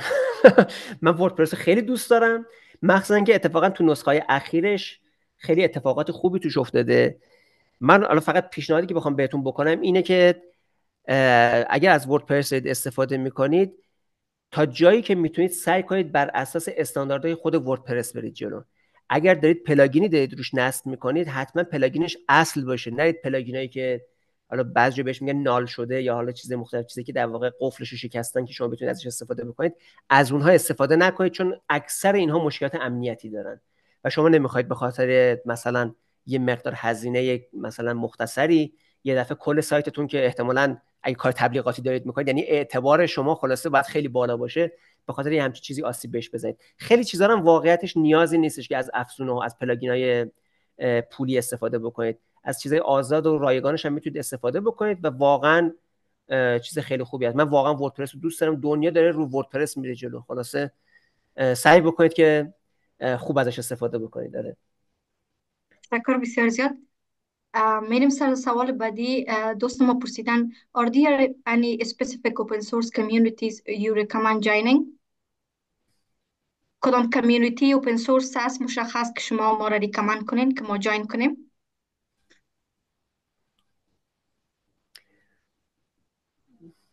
من چیز خاصی الان واقعا به ذهنم نمیرسه، حتی هست بگردید میتونید پیدا بکنید، ولی پیشنهاد من این هست نکنه شما همینجوری نرید توی کامیونیتی عضو بشید.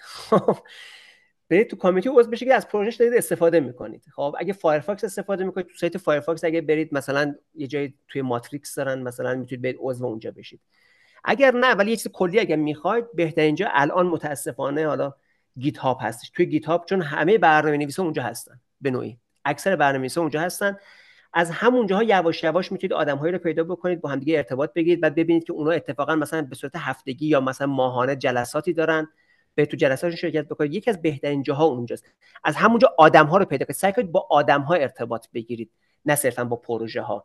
از تو دل پروژه آدما رو پیدا بکنید، سعی کنید با اونها ارتباط داشته باشید. بذارید من یه نکته رو اینجا بگم، تو جلسه خوب بود میگفتم. نکته توی پیدا کردن کار، خب خیلی از ما فکر می‌کنیم کار این مدلی هستش که من میرم مثلا یه جا تو این سایت‌هایی که در واقع فهرست می‌کنم موقعیت شغلی رو میرم پیدا می‌کنم، بعد مثلا می‌بینم که آره اینا مثلا با شرایط من میخونه، بعد اونجا من یه اپلیکیشنی پر می‌کنم و میفرستم و منتظر میشم که با من مصاحبه بکنن. 70-80% کسایی که میرن استخدام میشن تو شرکت ها، مسیر استخدام شدنشون از این مسیر نمیگذره، از مسیر آشناها میگذره. یعنی من توی شرکتی دارم کار میکنم، منی که تو شرکت دارم کار میکنم معتمد شرکتم دیگه، من مثلا پیدا میکنم که مثلا خانم زهره مثلا برنامه‌نویس خوبیه، برنامه‌نویس آینده داریه. چرا؟ چون دیدم کاراشو، با هم دیگه صحبت کردیم، جلساتی بوده، مثلا یه جایی با هم دیگه کدم زدیم. خب خیلی هم نبوده ولی من دیدم که اشتیاق داره، مثلا دوست داره یاد بگیره و کارش خوب انجام میده، توجه به جزئیات داره. وقتی تو شرکت ما یه نیروی جدید میخوایم، قطعا من پیشنهاد میکنم و این خیلی راحت تر خانم مثلا زهره میتونه بیاد جذب شرکت بشه، چون از فیلتر من رد شده، یا آدم معتمد شرکت اینو تاییدش کرده. خب از این جهت میخوام بگم که حتما سعی کنید توی این در حین اینکه دارید نرم افزار آزاد و مشارکت میکنید، با آدم‌ها ارتباط بگیرید، حرف بزنید باهاشون، اونو ببینن که شما علاقه دارید. این قطعا میتونه خیلی مسیرها رو جلوتون باز بکنه. بله، منظورتان این است که ما باید یک نتورک قوی ساخته باشیم با کسایی که مثلا در بخش ما کار میکنن و خصوصا پوزیشن هایی که ما در کمپانی تارگت قرار میتیم. باید کوشش کنیم در ایونت هایی که اونا برگزار میکنن جاین شیم، کسایی که اونجا کار میکنن ارتباط برقرار کنیم و این زیادتر ما را کمک میکنه تا که ما در قسمت وظیفه پیدا کردن بسیار زیاد ما را کمک میکنه تا به زودترین فرصت وظیفه پیدا کنیم. تشکر بسیار. صحیح.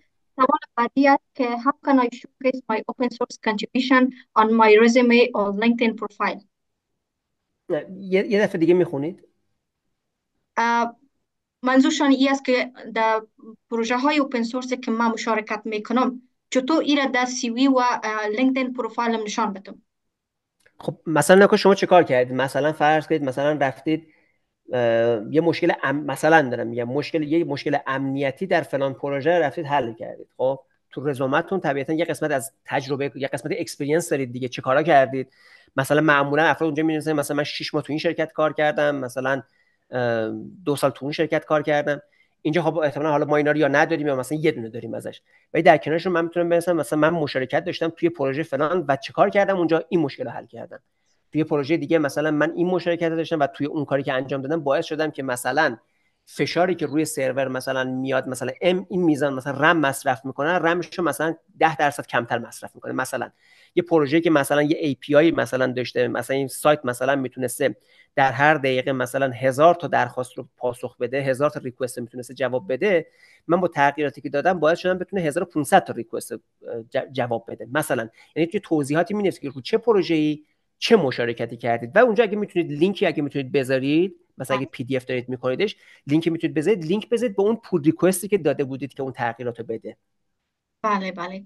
سوال بعدی را کاتوین جان سلطانی پرسیدن. What merits and drawbacks can be identified in real world projects that are not unique to practical projects. خب منظورشان این است که همون مشخصات و چیزای یونیکی که در یک پروژه ریال ورد است اونا چطور فرق شوند و یا موانعی که در پروژه ریال ما روبرو میشیم یا وجود داره چطور اونا از یک پروژه معمولی یعنی متفاوت است. نگاه یه پروژه که همینجوری من انجام میدم برای همینجوری یه چیزی درست بکنم، مثلا تو دانشگاه درست بکنم، اینه که احتمالاً حالا من تو دانشگاه کار نمی‌کنم، من چون تو دانشگاه برنامه‌نویسی نخوندم، خب ولی خب خیلی وقتا شنیدم افراد از این ور کپی پیست میکنن، یه چیز درست میکنن میدن استادم نگاه میکنه، استاد همینجوری یه نگاه میکنه میگه خب خوبه خوشگله مثلا نمره میده. خب این به درد نمیخوره. یعنی اصلا اون پروژه رو شما ببینید که مثلا چند نفر از پروژه‌ای که تو دانشگاه انجام دادن پروژهشون تبدیل شده به یه چیزی که برن تو دنیای واقعی بذارن و کار بکنه، به درد نمیخوره. یعنی میدونید مثلا چی میمونه؟ من مثلا با خیلی که مثلا در مورد انگلیسی یاد گرفتن میخوام صحبت بکنیم این مثالو میزنم، میگم باشه شما کلاس میخواید برید، میخواید وکابولری مثلا قوی بکنید، همین کارا رو بکنید، من نمیگم نکنید، اما حتما سعی بکنید که یه بهانه‌ای پیدا بکنید توی دنیای واقعی با آدم‌ها انگلیسی حرف بزنید. خب چون من وقتی که نشستم تو محیط کلاس تو چیز هست، دیالوگو مشخصه چیه. خب یا اگه من بلد نباشم مثلا اونجا مثلا یه جوری مثلا رفاقتی خلاصه مثلا رو حلش میکنم. ولی وقتی با یه آدمی میخوام صحبت بکنم، یه آدمی که واقعا تو دنیای واقعی میخوام صحبت بکنم، من نمیدونم چه سوالی ازم میپرسه، من جوابم از قبل آماده نکردم. خب و این من توی اونجا هست که تازه ذهن من یاد میگیره که سریع بتونه پردازش بکنه، سریع بتونه سوال سریع بفهمه، سریع بتونم گزینه‌های مختلف رو پیدا بکنم و سریع جواب بدم. خب این اتفاق تو کلاس درس به ندرت میفته. تو برنامه‌نویسی هم همینه. توی برنامه‌نویسی چالشایی که شما بهش می‌خورید متفاوته. توی دقیقاً اینجوری میگم، من پروژه‌ای که برای خودم میزنم واقعیتش خیلی وقتا اینجوریه، یه چیزیش که انجام نمیشه میگم ولش کن، حالا اون رو انجام نمیدم، یه کار دیگه میکنم. خب ولی وقتی یه پروژه‌ای میخوام بذارم واقعا کار بکنه، مشکلی رو حل بکنه، مجبورم اون کارو بکنم که مشکل حل بشه. حالا مشکل من حل بشه، مشکل کسی دیگه حل بشه. و این به نظر نکته خیلی مهمیه. اینها همه به شما کمک میکنه که هی تجربیات نزدیکتر به محیط کار پیدا کنید، چون محیط کار هم همین جوریه. یه مسئله میاد یه ایشون میزنه، شما میگه آقا این اصلا مهم نیست، ولی شرکت میگه نه ما اینو میخوایم. اگه پروژه مال خودتون باشه میگه حالا اینکه مهم نیست انجامش نمیدم. ولی وقتی که اینو گذاشتید میخواید چیز بشه، استفاده بشه، یواش یواش مجبورید یاد بگیرید که وقتی یه کار اومد، یه تسکی اومد، بعد شما انجامش بدید، باید انجامش بدید. خب اینا یواش یواش از این جهته که میگم مهمه که رو پروژه واقعی که داره کار میکنه بهت مشارکت بکنید. بسیار زیاد تشکر. سوال بعدی بازم معنا جان پرسیدن که یک سایت یا آدرس برای پیدا کردن نرم افزارهای آزاد معرفی کنید. یکی را شما اشاره کردید که گیت هاب است، کدام سایت دیگه هم هست هست؟ مثلا آقا هستن چیزای دیگه هم هست، مثلا خیلی از پروژه نرم افزار آزاد هستن که مثلا روی gitlab.com ان. خب یه سری پروژه نرم افزار آزاد دیگه هستن که چون گیتلب یه نرم افزار آزاده، برخلاف گیت هاب که آزاد نیست خودش، گیتلب آزاده. یه دونش خود gitlab.com. یه جای دیگه هست که من رو اونجا هم حساب دارم، فراماسافت هست، برای یک سازمانی هست توی اروپا به اسم ببخشید فراماسافت، اسم یه مجموعه، یک سازمانی هست توی اروپا، یه مجموعه ناسودبر، نمیدونم شما چی بهش میگید، ان جی او طوری هستش. خب بعد اونا یه جایی دارن مثلا به اسم فراماگیت، پروژه های خودشون رو اونجا گذاشتن. مثلا ممکن مثلا دبیان یا گنوم مثلا اینا پروژه خودشون رو پیش خود رو چیز خودشون نگهداری میکنن. ولی بزرگترین جایی که شما میتونید توش پروژه آزاد پیدا بکنید روی گیت هاب. به اضافه اینکه اگه پروژه نرم افزار آزادی پیدا میکنید که دوست دارید ازش استفاده بکنید، همشون تو قسمت اباوتش که برید یه جایی هستش که شما رو میفرسته به جایی که منبع اون کد منبعش وجود داشته باشه. بله. ولی گیت هاب اول اینجا برید رو گیت هاب نگاه بکنید. بله آقای آهنگرا، وقت ما بسیار زیاد کم است، به مخاطر موضوع زود سوالا رو میخوانم، شما میشه کوتاه کوتاه اشاره داشته باشین. زهرا جان اکبری پرسیدن شما یک فول استک دیولپر هستین، چقدر مدت طول میکشه که ما فول استک دیولپر شویم؟ به خاطر از اینکه گفتن ما در بخش فرانت اند کار میکنم و میخوایم که فول استک دیولپر شوم، شما چی راهنمایی میکنید؟ واقعیش اینه که عدد نمیشه داد، چون سرعت یادگیری آدما متفاوته. بعد اینکه شما فول استک دیولپر میخواید بشید با چه تکنولوژی. خب من بخوام پیشنهاد بدم میگه اولی که خب مثلا خود وب رو بخواید یاد بگیرید، من به نظرم میرسه که یه 3 ماه اولش رو خیلی خوب باید وقت بذارید، بعدش دیگه باید شروع کنید همش یه چیزی باشه کنار دست شما، همیشه باید انجامش بدید. دنیای وب دارید کار میکنید، وب تاش فرانت اند شما باید بتونید توی صفحه وب ببینیدش. بعد واقعیت همین هست که باید خیلی چیزها رو یاد بگیرید. یعنی HTML باید یاد بگیرید، CSS رو باید یاد بگیرید، احتمالاً یه فریم ورک CSS باید یاد بگیرید. بعد خب بک اند رو باید یاد بگیرید، بعد جاوا اسکریپت باید یاد بگیرید یه مقداری. بعد خب تو بک اند باید برید خود مثلا در مورد دیتابیس باید یاد بگیرید. بعد اصلا دیسی بحثی مربوط به امنیت و احراز هویت، اتنتیکیشن، اتوریزیشن، یه چیزا باید یاد بگیرید. ولی من حالا خود خانم زهره هم اینجا هستن، من نمیدونم خود خانم زهره زمانی که توی ماکروورس رفتن، چون ما هر جفتمون توی ماکروورس بودیم، نمیدونم خودشون چقدر اون موقع بلد بودن. ولی فکر میکنم زمانی که توی ماکروورس بود و افراد میتونستن چیز بکنن، من با فرض این میگیرم که افراد 3 ماه قبلترش یه چیزایی بلد بودن، چون واقعا اولش شما یه قدری باید HTML CSS بلد، در همین حد یه قدری که کوچولو و گیت بلد میبودید مثلا، اونا رو میشه تو 3 ماه یاد گرفت. و مثلا با مثلا 8-9 ماهی که مثلا ماکروورس زمان گذاشته بود رو هم دیگه بذاریم، 1 سال زمانی هست که اگه شما با برنامه، یعنی برنامه که دارم میگم، ما روزی 8 ساعت توی دوره بعد کار میکردیم، دقیقاً یعنی تمام وقت بعد چیز میکردیم، خب کار میکردیم. اگه شما 1 سال تمام روزی 8 ساعت یعنی تمام وقت بذارید، تازه اون موقع میتونید به خودتون بگید یه فول استک دیولپرید. خب و من پیشنهاد میکنم که مثلا بیاید از تکنولوژی استاندارد استفاده کنید، از چیز خوب استفاده بکنید، چیزی که بهتون کمک میکنن که دردسرای کمتری داشته باشید. دنبال مثلا مرنستک نرید برای این کار. مثلا روبیان ریلز خوبه، مثلا روبیان ریلز اگه یاد بگیرید با هات وایر این کارتون خیلی راحت میکنه. تو مدیریت کردن فرانت اند و بک اند خیلی کمکتون میکنه که دردسر نکشید. ولی از یه نقطه بعد شروع بکنید. اگر هم دوست داشته باشید تو مسیر میتونید با من ارتباط بگیرید. حالا خانم زهره نمیدونم وقتش چجوری باشه، ولی منم حالا اگر نیاز به کمک داشته باشید میتونم کمکتون بکنم. تشکر. سوال بعدی را کاترین جان سلطانی باز هم پرسیدن که what are the most effective strategies for collaboration and identifying well-suited partners for collaborative endeavors and open source projects. خب گفتن کدام استراتژی موثر را ما استفاده کنیم به خاطر آره. و مشخص کنیم پارتنرهای خود به خاطر مشارکت در آره. پروژه های open source. ما برای این باید یه جلسه بذاریم. بله. واقعیتش خیلی باید در موردش جزئیات چیز بکنم بگم، واقعا بله زیاد هست. آره اینجا دقیقاً. ایمیل خواستم حتما من ما ایمیل سوالات هم شما را مد نظر گرفته یک وبینار دیگه بخیر برگزار میکنیم که به جزئیات بریم بخیر. امی سوالی که شما پرسیدین براتون محتویات خوب در نظر داشته باشیم و به جزئیات به سوالاتتان پاسخ بدیم.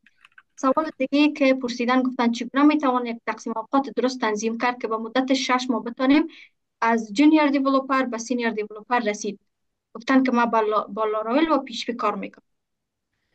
نمیتونید این کارو بکنید. متاسفانه راهی نداره. نکنید یه چیزی که وجود داره تو بحث اصلا اینکه سینیر به کی میگن، نکنید سینیر یه عدد نیست. مثلا نمیتونید بگید یه کسی که مثلا 2 سال کار کرده 5 سال کار کرده یه نیروی سینیره، نه الزاما. ممکنه کسی 10 سالم کار کرده باشه هنوز در حد یه برنامه‌نویس تازه کار باشه. برنامه‌نویسیشو بذارید کنار، فرض کنید مثلا می‌خوایم در مورد نجاری صحبت بکنیم. شما چقدر باید کار بکنید که مثلا شما مثلا میتونید در از 6 ماه از یه نجار تازه کار تبدیل به یه نجار مثلا با تجربه و مثلا ارشد؟ احتمالاً نه، باید خیلی بیشتر کار بکنید. خیلی مهمه توی اینجا دقیقاً چیزی که باعث میشه شما یک نیروی ارشد بشه توی هر زمینه‌ای، هر چی، خیاطی میخواد باشه، آشپزی میخواد باشه، نجاری میخواد باشه، برنامه‌نویسی، هر حرفه‌ای که شما بخواید حساب بکنید، تنها چیزی که باعث میشه شما بشید یک نیروی ارشد اینه که شما چقدر تجربه واقعی در مواجهه با سناریوهای مختلفی که تو کار ایجاد میشه دارید. بعد به مشکلات، یعنی نیروی سنیور فرقش با نیروی جونیور، فرقشون اینه که اون نیروی سنیور انقدر مشکلات مختلف دیده، نه اینکه راه حل همه چی رو بلده ها. یعنی فرقشون این نیست که نیروی مثلا سینیر یه عالمه کتاب بیشتر خونده، الان شما ازش هر سوالی بپرسید این داکیومنتیشن برای شما جواب میده. نه، خیلی جاها واقعا نمیدونه. فرقشون این است که نیروی سینیر کسی هستش که انقدر سناریوهای مختلف باهاش مواجه شده که وقتی با یه مشکل جدید مواجه میشه نمیترسه ازش، میدونه که چجوری باید بره به راه حل برسه. و دقیقا این اتفاق برای شما باید بیفته. هر چقدر رو پروژه واقعی بیشتر کار بکنید، سریعتر تبدیل میشید به یه نیرویی که نگاه جامعه تری داره، چیزهای مختلفی رو بهش اشراف داره و میتونه کمک بکنه به بقیه اعضای تیم. فقط واقعا عدد نمیشه داد. یعنی میگم واقعا یه نفر ممکن 10 سال داره کار میکنه هنوز در حد یک برنامه جونیره، هنوز با یه نفر بیاد بهش کمک بکنه. دقیقاً. سوال بعدی است که گفتن چرا نرم افزارها و اپراتینگ سیستم های اوپن سورس استفاده کننده زیاد ندارن؟ خب باید ببینید در مورد کدوماش داریم صحبت میکنیم. من حالا برای این میتونم برای شما یه روزه مفصل بخونم، ولی یه بخشش این هستش که خب تبلیغات روشون نیست. یه دلیل خیلی واضحش تبلیغات روشون نیست. شما مثلا هر جا نگاه میکنید در مورد زوم صحبت میکنید، در مورد گوگل میت صحبت میکنید، هیچ کس در مورد جیتسی صحبت نمیکنه، هیچ کس در مورد بیگ بلو باتن صحبت نمیکنه، تبلیغ کسی نمیکنه. حتی تو شبکه‌های مختلف بی بی سی مثلا تو دوران کرونا قشنگ تو یکی از برنامه‌های کلیک بی بی سی 3 قسمت مختلف برنامهش توی یک قسمت برنامه کلیک 3 بار در واقع عملا تبلیغ زومو کرد. خب ما می‌بینید یه همچین دنیایی وجود دارن تبلیغات دارن میکنن، ولی تو دنیای نرم افزار آزاد خب ما پول نداریم که بخوایم تبلیغات بکنیم. خب یه نکتهش این هست، ولی واقعیتش از اون طرف هم بخواید نگاه بکنید، لااقل از طرف مهمه که بگید کیا استفاده کننده هاشن. الان تو دنیای برنامه نویسی عملا همه به ابزارهایی که ما استفاده میکنیم عملا همشون نرم افزار آزادن. یعنی تقریبا فیسبوک، اینستاگرام، همه اینا دارن چیز میکنن، همشون مثلا با ریاکت نوشته شدن دیگه. ریاکت نرم افزار آزاد دیگه مثلا. خب یعنی خیلی هستش برای برنامه نویسا لااقل ابزارهای آزاد خیلی زیاده، ولی آره تو بحث نرم افزارهای آزادی که کاربرای غیر فنی غیر برنامه‌نویس میخوان ازشون استفاده کنن کاربراشون کم هست. یه بخش به این برمیگرده که خیلی حرفه‌ای نیستن، بعضیاشون نیاز به توسعه بیشتر دارن. یه بخشون کاملا به این برمیگرده تبلیغات روشون نیست. بلندر یه نرم افزار فوق العاده است ولی تبلیغات روش نیست. همه میرن 3D Max یاد میگیرن، مایا یاد میگیرن، در حالی که بلندر واقعا نرم افزاری که روی خیلی از سیستم‌های کم در واقع باز توان پایین هم همچنان میتونه کار بکنه. ولی خب میگم تبلیغات براش نیست. بله دقیقاً و در این حال بسیار مشکل است. بسیار زیاد سخت است و مشکل است. و دیگه افسانه جان پرسیدن ببخشید اگر شرکت نرم افزار داشته باشیم داخل افغانستان چطوری میتونیم با شرکت های خارجی پارتنر شد و پروژه گرفت؟ آیا امکانش هست؟ والا من اینو نمیدونم واقعیتش، چون کاملا یه بحث حقوقیه. خب قاعدتا از طریق بانک نمیتونن برای شما چیزی بفرستن. مثلا ممکنه بتونن مثلا با رمز ارزها و کریپتوکارنسی چیزی بفرستن، یا مثلا شما مثلا یک جایی مثلا توی یکی از کشورهای دیگه مثلا یک رابطی دارید، از طریق اون میگیرید پول اینجوری میگیرید پیسر میگیرید میبرید تو افغانستان مثلا. نمیدونم چه کار میکنن، چون بعضیا هستن که این کارو میکنن، بعضی شرکت تو افغانستان هستن که شعبه تو شرکت تو کشورهای دیگه هم دارن. ولی اینکه واقعا چجوری اتفاق میفته من خودم دانشی ندارم. هر چی که اینجا بهتون بگم دارم گمراهتون دارم میکنم. به نظرم با کسایی که تو خود افغانستان دارن کار میکنن اینو بعد چیز بخواید بپرسیدشون. بله تشکر. سوال بعدی پرسیدن what are your methods to learn new technologies or languages؟ صداتون یه مقداری ضعیفه، اگه یه مقدار بلندتر بگید ممنون میشم. What are your methods to learn new technologies or languages؟ کدام میتود ها رو شما میخواین که من انگلیسی بلدم. نه مشکل چیه یه خیر وقتی فقط چیزه. میخواستم خودم مطمئن کنم که سوال درست گرفته شد. صحیح. چیز رو نگاه کنید، من دقیقاً متدی که بخوام بگم نگاه کنید، من واقعا همین الان من راست هیچی بلد نیستم، ولی من توی پروژه راست مشارکت کردم. من اندروید اصلا بلد نیستم، ولی شاید بگم حداقل 5 تا پروژه اندرویدی مشکلی فارسیشو درست کردم. خب دقیقا من کاری که میکنم، اگه اون جدولی که نشون دادم بهتون 4 تا حالت داشت، من گفتم این حالتش برای من حالت خیلی مطلوبشه، حالتی که یه پروژه نرم افزار آزادی هست، من ازش استفاده میکنم، مشکلش رو پیدا میکنم، میرم تو دلش مشکلش رو در بیارم حل بکنم. این به نظرم تو همه چی، نه فقط تو برنامه‌نویسی، تو همه چی شما باید خودتون رو بندازید وسط مشکل و ارادتون این باشه که من این مشکل رو باید حل بکنم. برای اون قدری که لازمه شروع میکنید اون زبانه رو یاد گرفتن. اگه فریم ورکی هست شروع میکنید یاد گرفتن. بعد قشنگی دنیای نرم افزار آزاد این هستش که خیلی از این پروژه ها توی حالا تو همون صفحه اولشون، یعنی وقتی بازشون میکنید تو همون صفحه اولشون یه توضیحاتی هست، معمولا یه قسمتی دارن به شما توضیح میدن که این پروژه رو چجوری میتونید رو دستگاهتون اجرا بکنید. خب ممکن دفعه اولتون هستش که دارید اون پروژه رو اجرا میکنید، اصلا اون زبان آشنایی ندارید. اون راهنمایی که اونجا هست معمولا راهنمای خیلی خوبی که شما رو میتونه راه بندازه. بهترین کار این هستش که شما از یه نقطه شروع بکنید و در واقع پروژه رو اجرا بکنید و شروع کنید توش در واقع دستکاری کردن و چیز. و یه نکته من اینجا بگم، به نظر اینم بد نیست، کوتاه هم میگم، دنبال این نباشید که همون اولش، چون اینو کاملا من میتونم درک بکنم که چون هنوز افراد مشارکت نکردن از این ماجرا میترسن. واقعا اینو میدونم، حتی کسایی هستن تو کسی که من میشناسم، دوستانی که من میشناسم، بسیار آدمای باسوادی انا، واقعا آدمای باسوادی از نظر فنی، واقعا آدمای قابلی ان، اما چون تا حالا این کارو نکردن میترسن، نمیدونن چیه، نمیدونن چه جوری میشه. بعد مثلا با هم دیگه که میشینیم یکی دو دفعه که انجام میدین میگن همین بود، میگه به خدا همین بود. بعد دیگه شروع میشه، موتورشون راه میفته، شروع میکنن کار کردن. خب شما همون اول سعی نکنید یه مشکل خیلی بزرگ رو حل بکنید. خب ده شده در حد اینکه مثلا یه مشکل مثلا غلط املایی وجود داره، برید همون رو حلش کنید. ترستون میریزه، یواش یواش میرید جلو. خب حالا این غلط املایی رو خیلی فکر میکنید ساده است، مشکل اینو انجامش بدید. بعد مرحله بعدی مثلا برید میبینید که توی برنامه مثلا یه جایش مثلا یه جا فاصله زیاد خورده مثلا. خب وقتی استفاده میکنید مشکلاتو میبینید دیگه، شروع کنید اینا رو حل کردن. من بذارید براتون مثال بزنم. حالا اینجا نمیدونم چند نفر باشن که روبی بلد باشن، روبی آن ریلز بلد باشن. توی پروژه ماستودون که یه پروژه روبی آن ریلزه و سمت فرانتش ریاکت هست. من الان داشتم نگاه می‌کردم، امروز داشتم نگاه می‌کردم، یکی از مشکلاتش، یکی از چیزی که گذشت همین چند ساعت پیش هم گزارش شده، یعنی الان شاید الان که داریم صحبت می‌کنیم مثلا 8 ساعت پیش گزارش شده، این است که توی یه جای نوتیفیکیشن هایی که میاد یه جایی خطی که بعد بین نوتیفیکیشن رو بیفته نمیفته.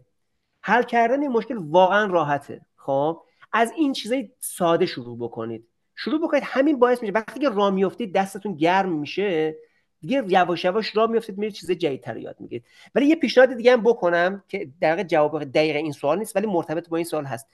واقعا من پیشنهاد بهتون میکنم که از این شاخه به اون شاخه نپرید. اگر چیزی رو بلد هستید، پی اچ پی بلدید، همون پی اچ پی رو جلو برید، خوب یاد بگیریدش. اگر روبی بلدید، روبی رو برید خوب یاد بگیرید. پایتون بلدید، پایتون رو خوب یاد بگیرید. جاوا اسکریپت بلدید، جاوا اسکریپت رو خوب یاد. دنبال این نباشید که الان بازار کار این بعد بازار کار اون. شما برنامه‌نویس خوبی باشید، براتون کار هست. سعی کنید شما پایتونتون خوب باشه، پی اچ پی تون هم بعداً خوب میشه. یاد گرفتن روبی برای شما که دو تا زبان دیگه بلدید کار نداره. خب اینو من به نظرم مد نظر داشته باشید. هی دنبال یاد گرفتن چیزای جدید نباشید. چند سوال دیگه که در قسمت چت ما پرسیدن، گفتن که what kind of software are you explaining. خب سافتویر های اوپن سورس بودن، اینجا سوالتون جواب داده شده. دیگه سوال بعدی هستن که how can beginners start contributing to open source projects. چطور مشارکت کنن کسایی که بگینر هستن، یعنی نو میخواین که شروع کنن مشارکت در سافتویر های اوپن سورس. نکنید تو همون پروژه هایی که گفتم میتونید برید جستجو بکنید، شما میتونید برید جستجو بکنید. من مثلا فرض کنید میخواید یه پروژه مثلا پی اچ پی مشارکت بکنید، میتونید برید جستجو بکنید، ولی به جای که دنبال پروژه بگیرید که ستاره زیاد دارن روی گیت هاب، دنبال پروژه بگیرید که ستاره کم دارن. یعنی چی؟ یعنی یه نفری احتمالاً مثلا 3 سال پیش یه پروژه رو همینجوری برای خودش زده بوده، بعد الان اونجا نگهش داشته، دیگه ادامهش نداده. شما الان اونجا احتمالاً فرصت خیلی خوبی هستش که اونجا مشکلاتش رو پیدا بکنید و در واقع روش کار بکنید. پروژه نبوده که خیلی آدما اومدن و خیلی از مشکلاتش رفع شده و الان مشکلاتش مشکلات جدی تری هستش که نیاز به دانش بیشتری داره. یکیش اینه. یکی از کارهایی که الان مثلا ما الان تو ایران من شروع کردم، یه چیزی درست کردیم به اسم دوره همی نرم افزار آزاد. سعی می‌کنیم حداقل ماهی یه جلسه داشته باشیم. ایدهمون تو اونجا این هستش که ما دور همدیگه جمع بشیم و یه پروژه هایی رو تعریف بکنیم، بعد با همدیگه فارغ از اینکه کی خیلی بلده، اونی که خیلی بلده بیشتر مدیریت کنه، اون که کمتر بلده بیاد از یه گوشه‌ای بگیره و کارو شروع بکنه. میتونید با همدیگه شروع بکنید تو پروژه ها کار بکنید و سعی کنید اینو با بقیه هم به اشتراک بذارید، بقیه هم ببینن، میتونن بیان راهنماییتون بکنن، کمکتون بکنن. ولی پیدا کردن پروژه های کوچیک هستن، زیاد پروژه هستش. حالا اگه علاقه من بودید میتونید با هم دیگه ارتباط داشتید، من بدونم زبانتون چیه، میتونم بهتون پروژه معرفی کنم. مثلا احتمال بگم مثلا روی این پروژه میتونید برید کار بکنید. ولی واقعیتش همین، به همین سادگی میتونید پروژه رو پیدا بکنید و شروع کنید توشون کار کردن. یه وقت بلندتر اگه فقط لطف بکنید. سوال بعدی پرسیدن که نرم افزارهای آزاد را چطور پیدا کنیم که بتونیم کد پروژه را ببینیم. ما این سوال قبلا نپرسیده بودن که؟ بله فکر کنم این سوال پاسخ داده شد، تکراری اینجا روان آره کردم. که هم گفتم گیت هاب رو برن نگاه بکنن. بله بله. دیگه سوال بعدی سحرجان پرسیدن برای درج اشکال در نرم افزار از کدام ابزار استفاده می شود؟ برای درج منظورشون همی مشکلات اشکال یا چیز، همی فهمون که دریش چون برنامه وان هستن. نوت که نرم افزار آزاد نیست که ما بخوایم چیزش بکنیم. تا جایی که من بله میدونم وان نوت اگه اشتباه نکنم برای ماکروسافت، درست میگم؟ آره من تا جایی که من میدونم نرم افزار آزاد نیستش که شما بتونید توش مشارکت بکنید و اشکالاتش رو گزارش بکنید. بله دیگه سوالات تمام شد. تشکر بسیار زیاد آقای مصطفی آهنگرا از پرزنتیشن بسیار خوبتان، از محتویات مفیدی که ارائه کردین. انشالله که تمام دوستای ما مستفید شده باشن و انشالله که این اولین و آخرین وبینار که شما نباشه، وبینارهای زیاد در آینده انشالله که شما خواهد داشتیم. تشکر از تمام کسایی که در برنامه با ما جوین کردن و تا آخر با ما بودن. دیگه اوقاتتان خوش. زهرا جان اگر کدام گفتنی ندارین که بخیر خداحافظی کنیم. تشکر. فقط خود مهمان گرامی ما اگر صحبت پایانی دارن لطفا بفرمایید، بعد برنامه رو جمع بندی میکنیم و خداحافظ همگی. نه دیگه، سلامت باشید. منم از شما ممنونم که این فرصت در اختیار من قرار دادید که یه مقداری از تجربیاتمو بتونم در اختیار دوستان قرار بدم. خلاصه بسیار خوش شدیم از دیدار شما به صورت مجازی و امیدوارم که ارائه‌ای هم که دادم براتون مفید بوده باشه. میدونم که کامل نیست، چون ما در مورد این باید خیلی بیشتر صحبت بکنیم، ولی به هر حال یه نقطه شروعی بود که درکی پیدا بکنیم که این مشارکت کردن تو پروژه نرم افزار آزاد خیلی خودخواهانه هم که بخوایم نگاه بکنیم برای خودمون میتونه خیلی مفید باشه و نقطه شروعی باشه که حالا از اینجا به بعد اگه سوالی باشه که من در خدمتتون هستم. اگرم که احیانا فکر میکنید که در آیندهم بازم زمینه‌ای باشه که بشه بازم حالا جلسات دیگه ای داشت، که بازم من در خدمتتون هستم. خلاصه خیلی خوشحال شدم و ممنون از شما و کسایی که تو جلسه بودن و مشارکت فعال داشتن، سوال پرسیدن و خلاصه جلسه رو رونق دادن. فقط یک اشاره می داشته باشم که وبیناری که ما ارائه کردیم در مورد سافتورهای اوپن سورس بود که چطور شما مشارکت کنین، مزایایش که چطور در توسعه شما کانتریبیوشن کنین و ای که شما چطور کاریرتان در این بخش بسازین و مفاهیم کلیش آقای آهنگرا ارائه کردن و بازم جهان سپاس از اینکه دعوت ما را قبول کردن و به برنامه آمدین. تشکر از تمامتان. وقتتان خوش.